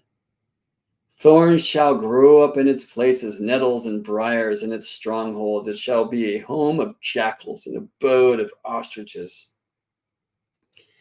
Wildcats shall meet hyenas, goat demons shall greet each other. There too the Lilith shall repose and find herself a resting place. There the arrow shake shall nest and lay eggs, and shall brood and hatch in its shade. There too the buzzards shall gather with one another. Search and read it in the scroll of God. Not one of these shall be absent. Not one shall miss its fellow, for God's mouth has spoken. It is God's spirit that has assembled them. Probably should read the pages before and after if we want to get any context for that, but damn. Now, I like vultures, man. The ostrich, interesting, right? Maybe because the ostrich puts its head in the sand and has like access to the underworld. I don't know, right? But that translation of Lilith at some point would have been probably Lilith too, who was like, it's hard to like see this as like a good being of empowerment or reconnection to spirit, a succubus, screech owl demon of the night who comes to steal seed. And by the way, also, and this is where it gets extra heavy, leave now if you don't want to go fully into it, right? Said to take children and never bring them back. Okay, well, the thing in the Bible that I find fascinating is that God creates man twice. Have you seen that? It's like 2 pages basically in a row. I think maybe you have to flip one depending on the size of your big book. Some of them are quite small. And interestingly, the first, if you're hip, like, is that the Elohim creates man and woman. The whole Adam thing, and then Eve from Adam's rib, that's the second time, and that's by El. Okay, well, what's the difference between El and Elohim? El is singular, and he's like this dude whose name you're not supposed to know or certainly say, that some call Jehovah or Yahweh or whatever. Elohim, that means not God, it means the gods and goddesses, if you prefer, because it is plural and it is both of the masculine and the feminine. Okay, so the first time that man is created is actually they, gods and goddesses, creating man and woman. And then you like flip the thing and you're like, and then God created Adam. You're like, wait, what the fuck? You like what? You just did that thing, right? Okay, well, how do we deal with that? First of all, you might just think that the book's not so big after all. You do you. But if you want to find some truth in this thing, if it's available for you there, why not read it as if it could, or any book for that matter? Well, the church has some issues with this, right? So one thing that some scholars came up with many centuries or maybe even millennia later was creating this Lilith character, who it said was created alongside Adam as Adam's first wife. And she was like, yo, this garden's whack. And this dude is mad lame, son. I think these are like quotes. It depends on like the language that you're translating from. This dude is mad lame, son. And I got to split. And she did. And she leaves the garden.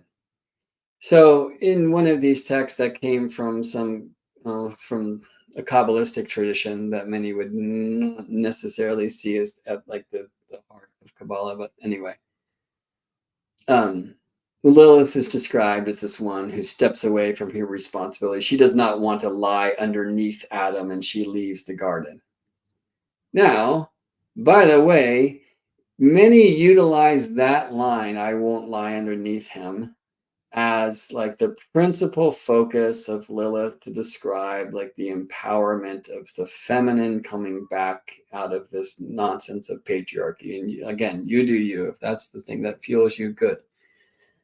But they missed the second half of that line, which is she did not want to lie under him and he did not want to lie under her. If you think God could have, or the gods could have just sent the Kama Sutra and be like, yo, you can do this on your side. What do you mean? Like, or like switch it up every 60 seconds. It's not bad. Anyway, sorry, we didn't need to go there. But hello. But importantly, like they didn't want to lie under each other. So didn't they just want balance and equality? Did anything say that he was supposed to be dominant and this is the patriarchy? Maybe like check out that book, right? It's not the friendliest thing, especially in that early chapters or the whole thing. Anyway, so we here sounds like a divorce, and it would be actually very interesting for that reason to see if Lilith is activated in divorce charts. I've seen some of that in separation charts, for example. But what is Lilith actually? So here's the scary bit. Lilith then is said, and this isn't in the Bible. This is people talking about the Bible and people who kind of are creating some myth that seems to date back to the dark screech owl of Mesopotamian times, this Lilith, who shows up, by the way, in the Inanna tales and also in the tales of Gilgamesh, who himself appears in the tales of Inanna.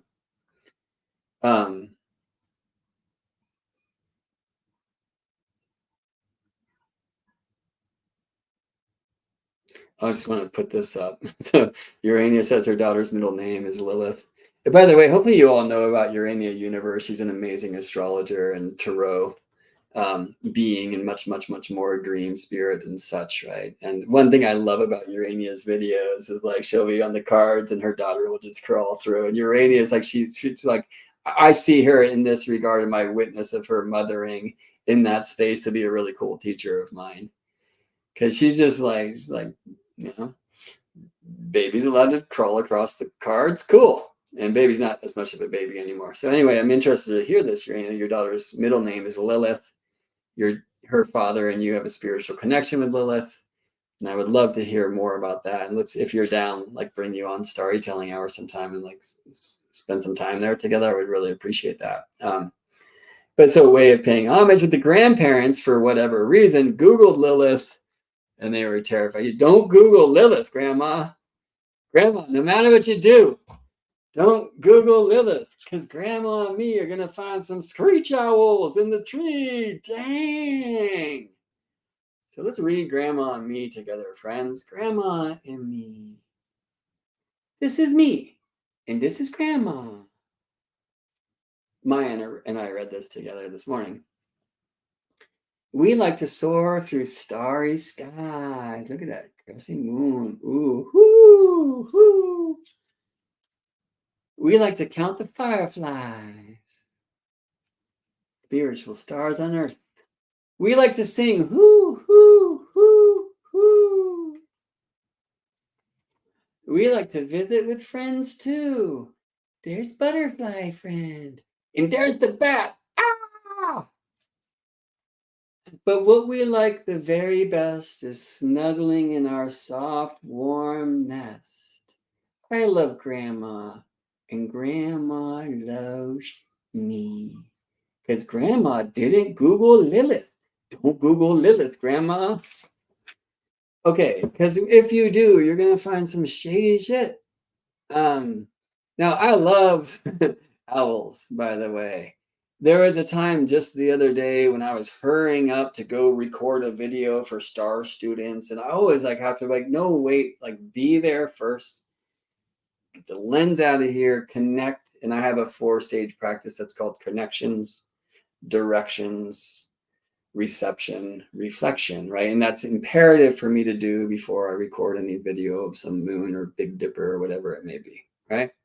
So I'm racing up because the Earth's not going to stop spinning, and the sun was going to rise and take the stars away as he does. The sun rises into the 12th to illuminate the Earth, but when he does, he hides the heavens. And this is why the 12th house is hidden things. And by the way, that begins when the sun is beneath the ground in the first, and even when the sun is in the second, the gate of Hades. Sun coming back from the underworld, you see. So I was against the clock, but still, I was like, dude, and it's really nice. My morning star space, you're climbing up this hill right towards Polaris, which is the star that I work with in the night to get directions, because conveniently in our day and age, it's aligned to the celestial North Pole and right above Santa's place. So I'm doing my thing, and right then, who?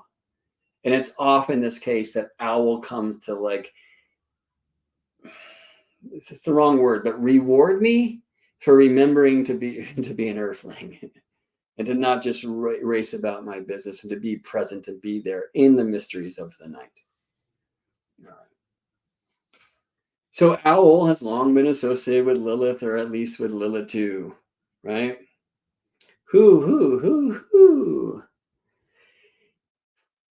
Right. So on the next page, God, now El creates Adam, and then you get that whole, like, Eve as a rib from Adam, and the original sin of she ate the apple and convinced him to, right? And the original, sin, and okay. Like, if you're living in that cosmology, you better need a Lilith to be the one who empowers the feminine, returns us from that nightmare of patriarchy to the nighttime and the dream. Now, anyway, in the Kabbalistic stories that come later, it's pretty heavy. So she leaves the garden because she's not going to lie to that fool. And garden's whack anyway. I'm going to go over there. Where did she go? That's interesting. But anyway, the archons catch up to her. If you know what the archons, they are like the pole of the archangels that were used to finish the creation of Earth. You need to read your Gnostic text to understand that, all right? Or try to. They are so weird. But anyway, the archons catch up to her, and they're like, yo, sorry, you were made to be in the garden at the side of that guy, so you need to come back. And she's like, no, but I'll make a deal with you. So here's the deal, it's heavy, that she would allow 100 souls that were her domain to incarnate. And I'm saying that in a very easy, euphemistic way. Basically, she promises not to eat 100 babies a day. And that's part of what she does. Okay, well, now that's super heavy. But if we retrograde back to 7,000 hours ago when I began this episode, and I was speaking about how I came to learn through this initiation, not of our recent initiation here in this house, but of some years ago when I was seeing all these clients who were coming in speaking about times of abortion. And whatever that word would sound like if the voice didn't crack for some random reason that we should investigate psychologically. That's what Lilith meant to me. And I understood more about this myth as well. That there are beings who get close enough to help give a push to those who need it, like me, but aren't foolish enough to get stuck here, right? And so they're closer to spirit, and that therefore Lilith, who actually does what I have seen show up in abortion and miscarriage charts and others. Let's look at this. Because I shared a bit about my own chart in Lilith there. And of my beloved Scorpionus Lilith experiences. But by the way, both in separation from her husband, and also in these times of miscarriage recently. But Whitney Houston, who you probably know, though, was the ultimate queen in many regards. Some would see that in Venus conjunct Sun. Many would see that Venus is combust in the time of the dark goddess, when Venus can't be seen for 2 to 3 months. Like, this is the beauty and the return of embodied astronomy, right? So, I mean, Whitney Houston was both of those things, right? And you, I imagine, have heard some about her marriage with Bobby Brown. We're seeing this Mercury between Uranus and Pluto setting in the west opposite Chiron. We see, depending on the health system of your choice, a Libra Mars. Yeah, on and on we can go. And so there was definitely abuse, and not only by a husband who himself was out of control, but because Whitney was out of control with the drugs and the things, and sadly Whitney ended up drowning in the bathtub, OD. And, I mean, amazingly, her daughter later did too. Yeah, heavy stuff today. But why am I pointing out Lilith here? Well, Whitney was vocal and outspoken, and I don't mean like overspoken, I mean beautifully so, about miscarriages that she had had. One of them came around this time, I think it was on this day. I think she was filming the Bodyguard at that time, maybe, I'm not sure.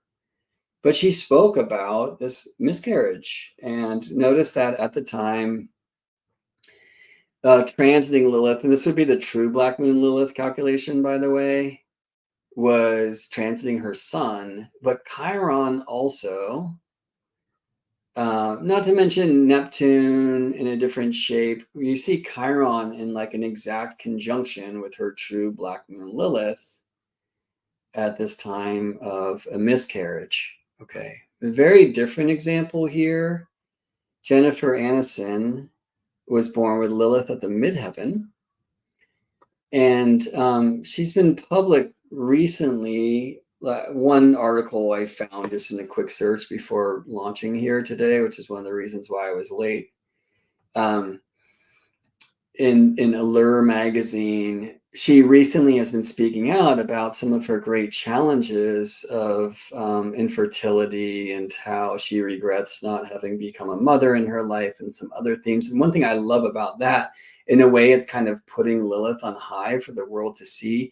And can you imagine the healing opportunities in someone like a goddess who's as public as Jennifer Aniston talking about difficulties with infertility? I mean, this is a difficulty that so many women and men, like couples, are having.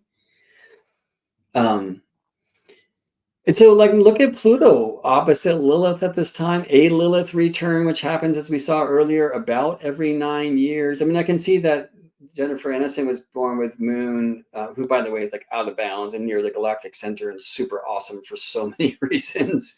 Like generally opposite Lilith. So this is a close Moon. And for me, again, like close to Earth, like soul close to matter. We want to incarnate. We want to come here. And maybe that's not what you see in a Sagittarius moon, generally speaking. But the nice thing about astrology is we can get to similar stories, and sometimes we find agreement, and sometimes we find, I wouldn't say conflict, but balance. All right. Anyway, I'm looking at Moon opposing her, or sorry, being opposed by transiting Mars at the time of this Allure article in 2022 too. I don't think it's the first time that she spoke out about this time in her life and the difficulty in becoming pregnant and IBC and some other things. This is the true Black Moon Lilith calculation. This is the mean Black Moon Lilith calculation. I like the idea of Lilith at her midheaven. I mean, interestingly, mean Black Moon Lilith was transiting her midheaven that time and opposite Pluto and square to the Saturn and some other themes. Saturn, who rules the fifth, by the way, and Saturn in Aries in the sign where he's said to be in fall, might speak to some of the challenges with fertility here. Moon opposite Pluto, there's other things to see there. But for me, the true Black Moon calculation, and that she was in a true Black Moon Lilith like return at this time, I find most fascinating. You can see here in the mean Black Moon Lilith calculation, though, that's where transiting Mars was. Again, at the time of this article, like I haven't done enough research to that, and I probably shouldn't be in like famous people's business anyway. Like I would never share your chart on the screen unless you said it was cool. Like, should I be in Jennifer Aniston's chart? Like, that's kind of a D move, right? Or Whitney Houston's, right? Like, is she giving me permission from the other side, right? So, anyway, I believe, and so sorry to those goddesses, but I believe Lilith gives us permission from the other side. I believe Lilith is a point that reminds us of what we are and can be away from the garden. I believe Lilith actually assists some to not be born. Yes, I said assists some to not be born, that there's something interesting again about these beings who kind of come close enough to influence, activate, realign, right? Humans who are in the garden in this incarnational space. And by the way, maybe this isn't what the garden is. I mean, I think those 2 pages in the Bible, it's like they make the archetypal form of human, right? And man and woman. And then the next is, and now how do we get them here, like on Earth? Right? So that's an intriguing thing. And maybe go to your 12th Planet by Zachariah Sitchin and contemplate his strange theories about the Anunnaki and whatnot, which is, I think, a fun thing to contemplate. All right. Anyway, I mentioned Dali before, who was shown his brother's grave and told that he was the incarnation of his brother. Does Dali have strong Lilith?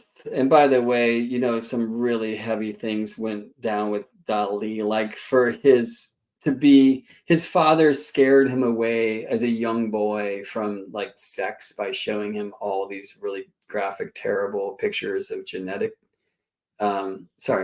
venereal diseases when he was a kid. But you know, we see this strong Taurus in Dali's amazingly artistic chart, right? The Mercury, Sun, Mars, who we see square to Saturn. The Sun's Saturn square, I think you actually just heard invoked in some interesting ways.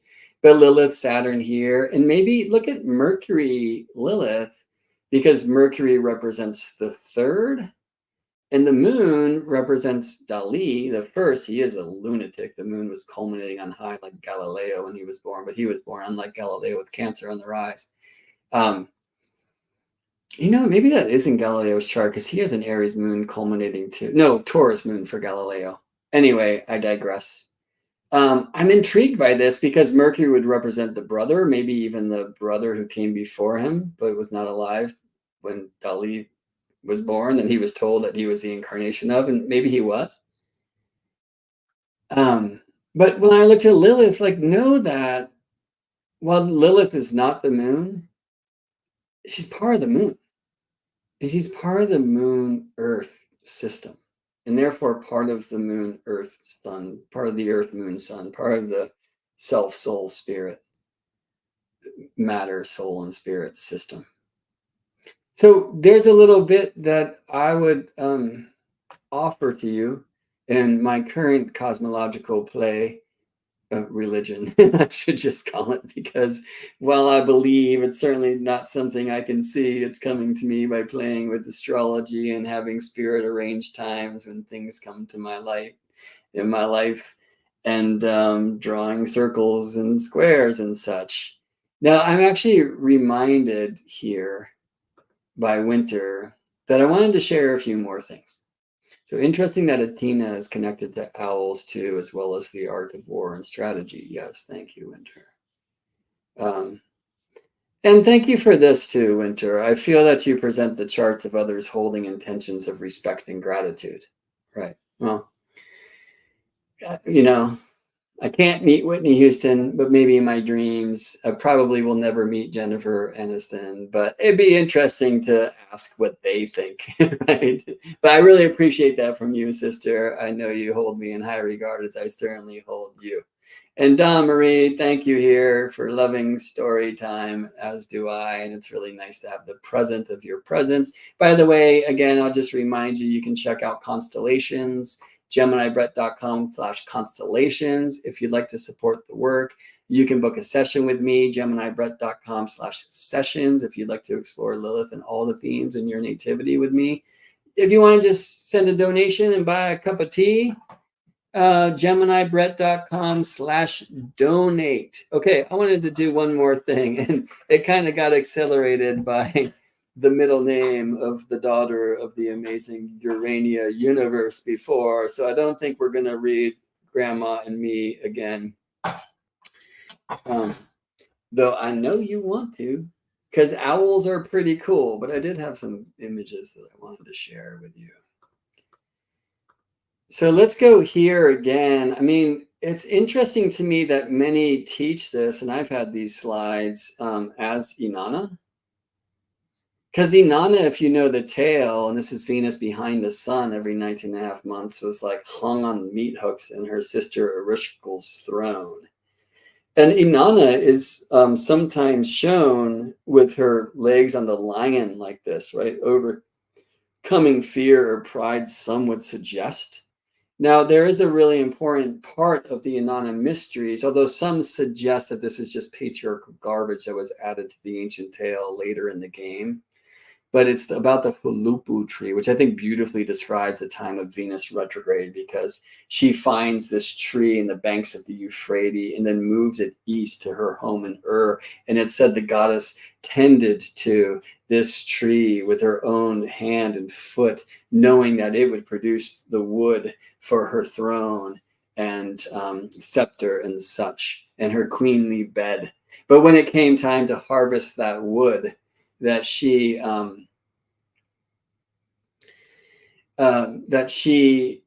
found these pests in the tree, and they were the anzu bird in its youth nested in its branches, and the serpent in its roots, and the dark maid Lilith in its trunk.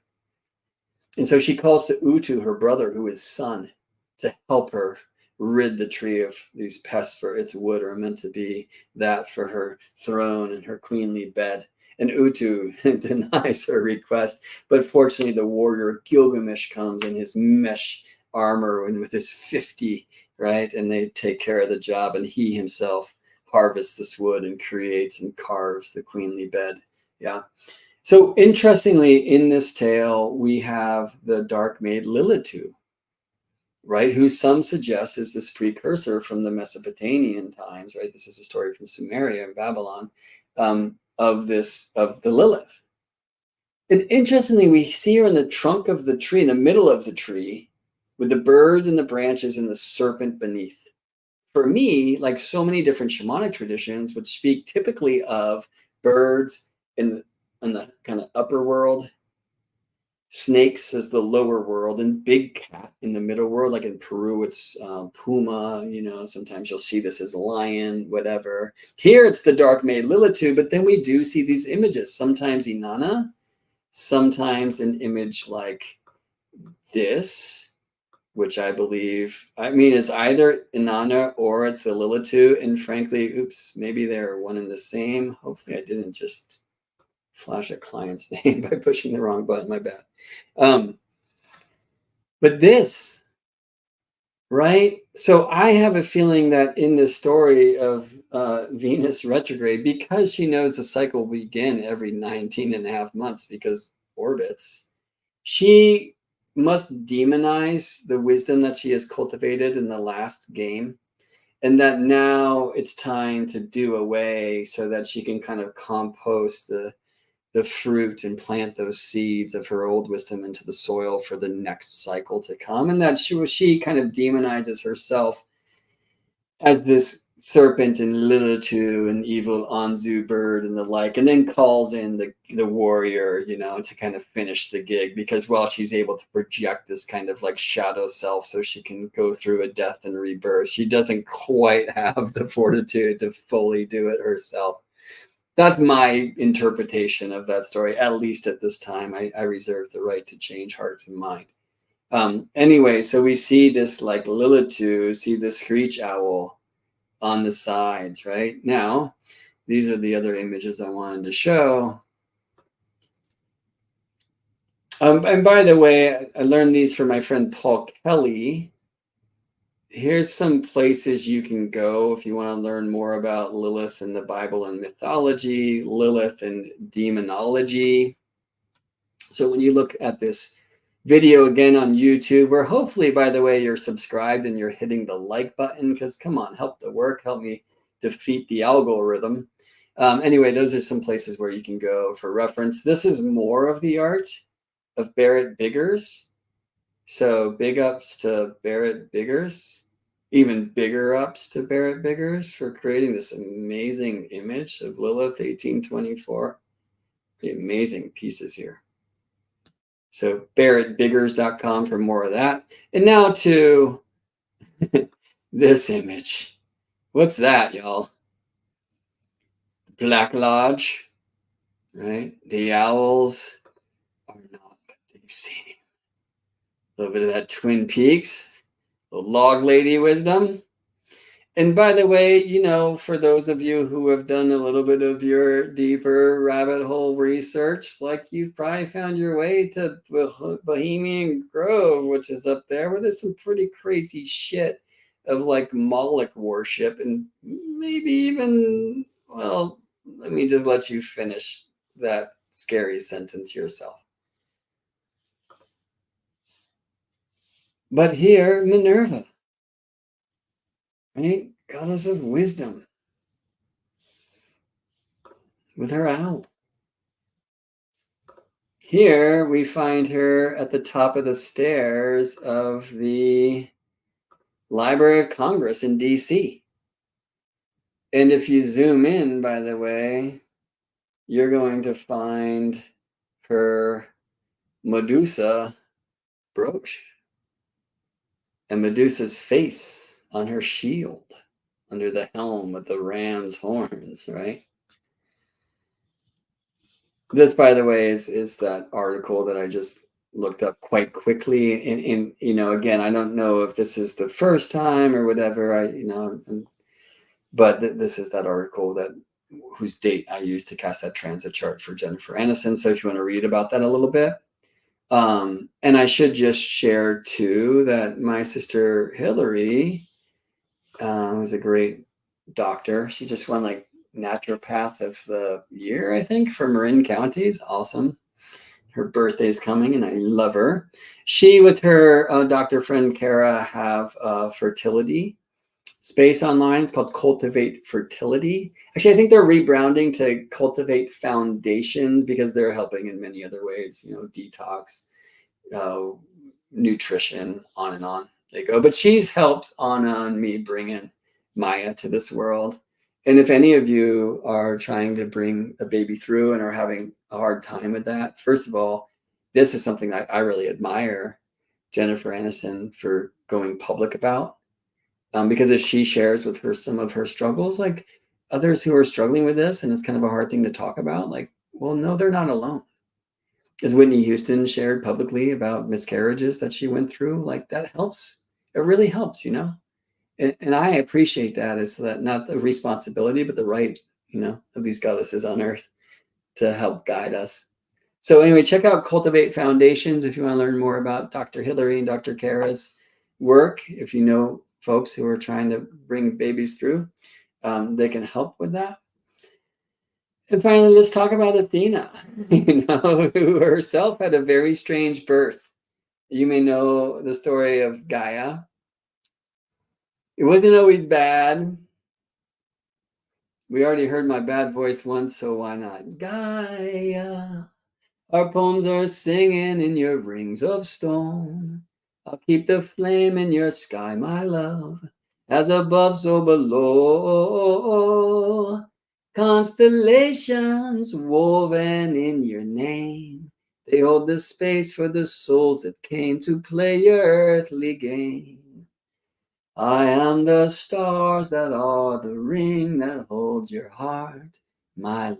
You are the gold, as below, so above.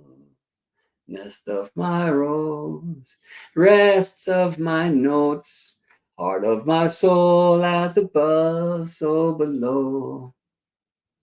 Right, which is a song I wrote some time ago to celebrate the marriage of heaven and earth, which is what Uranus and Gaia once were. Actually, it said she created him to embrace her. But shit got really dark when she told of him a prophecy that a child of his would take the kingdom. And so he would not let these children be born. He stashed them away inside the womb of the mother. These were the Titans, and she conspired with them to take the power from their father. And the youngest of these, Kronos, he stepped up to the cause. And with that little itty bitty baby sickle from within mom, he castrated Father Uranus. By the way, when the phallus fell from the heavens to the earth, the Furies were born, and then Venus.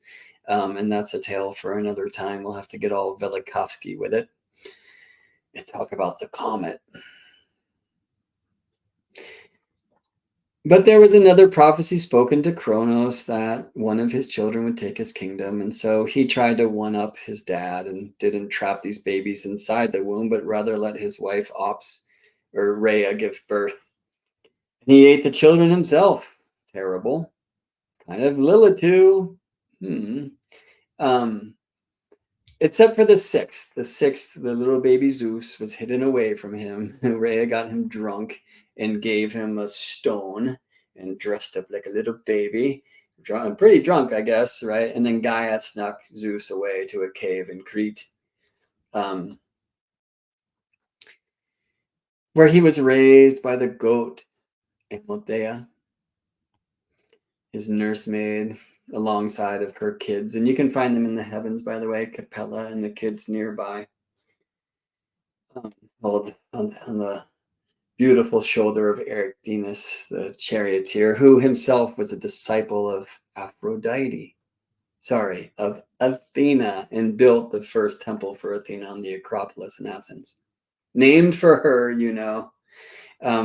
and we don't have the time. We're way beyond time already, and I got to go hold a baby. But let me just follow suit a little bit. Indeed, that prophecy was true. Zeus did take the kingdom from his father after a 10 years war between the Olympians and the Titans who had preceded them. But there is a prophecy for Zeus as well, that the child will take his kingdom. And when he heard this, he knew that he couldn't just stash the children inside mom's womb. Didn't work too well for Grandpa Ernest. That if he had to deliver and he ate the kids, well, that might just not work because he liked the wine too. So what he did is he ate his first wife, who was Metis, which means mind. Right, so these myths are tragic and terrible, and they offer all sorts of opportunity for us to look at our lives and healing in this weird place called Earth and the like, but they also do a little bit more. Like Zeus lives in Olympus and fires thunderbolts. Kind of sounds like a brain, Who will be the child that takes the kingdom? Maybe we get to come back to the body mind. Anyway, so he ate Metis because Metis was pregnant, and he had heard this prophecy that his child would take his kingdom, and that wasn't cool. But the baby refused to die, and she was born midwifed by Prometheus from his skull. And this was Athena, who came out fully clad in bronze armor and went straight to kicking Titan ass. And owl is sacred to this goddess of wisdom. And for me, the owl is amazingly wise, and we should not be afraid of the who of the night. Our friends like bat, and I guess that butterfly is moth. Don't be afraid of the night. Our greatest visions come when we close our eyes, and Lilith is an access point through the darkness to the light.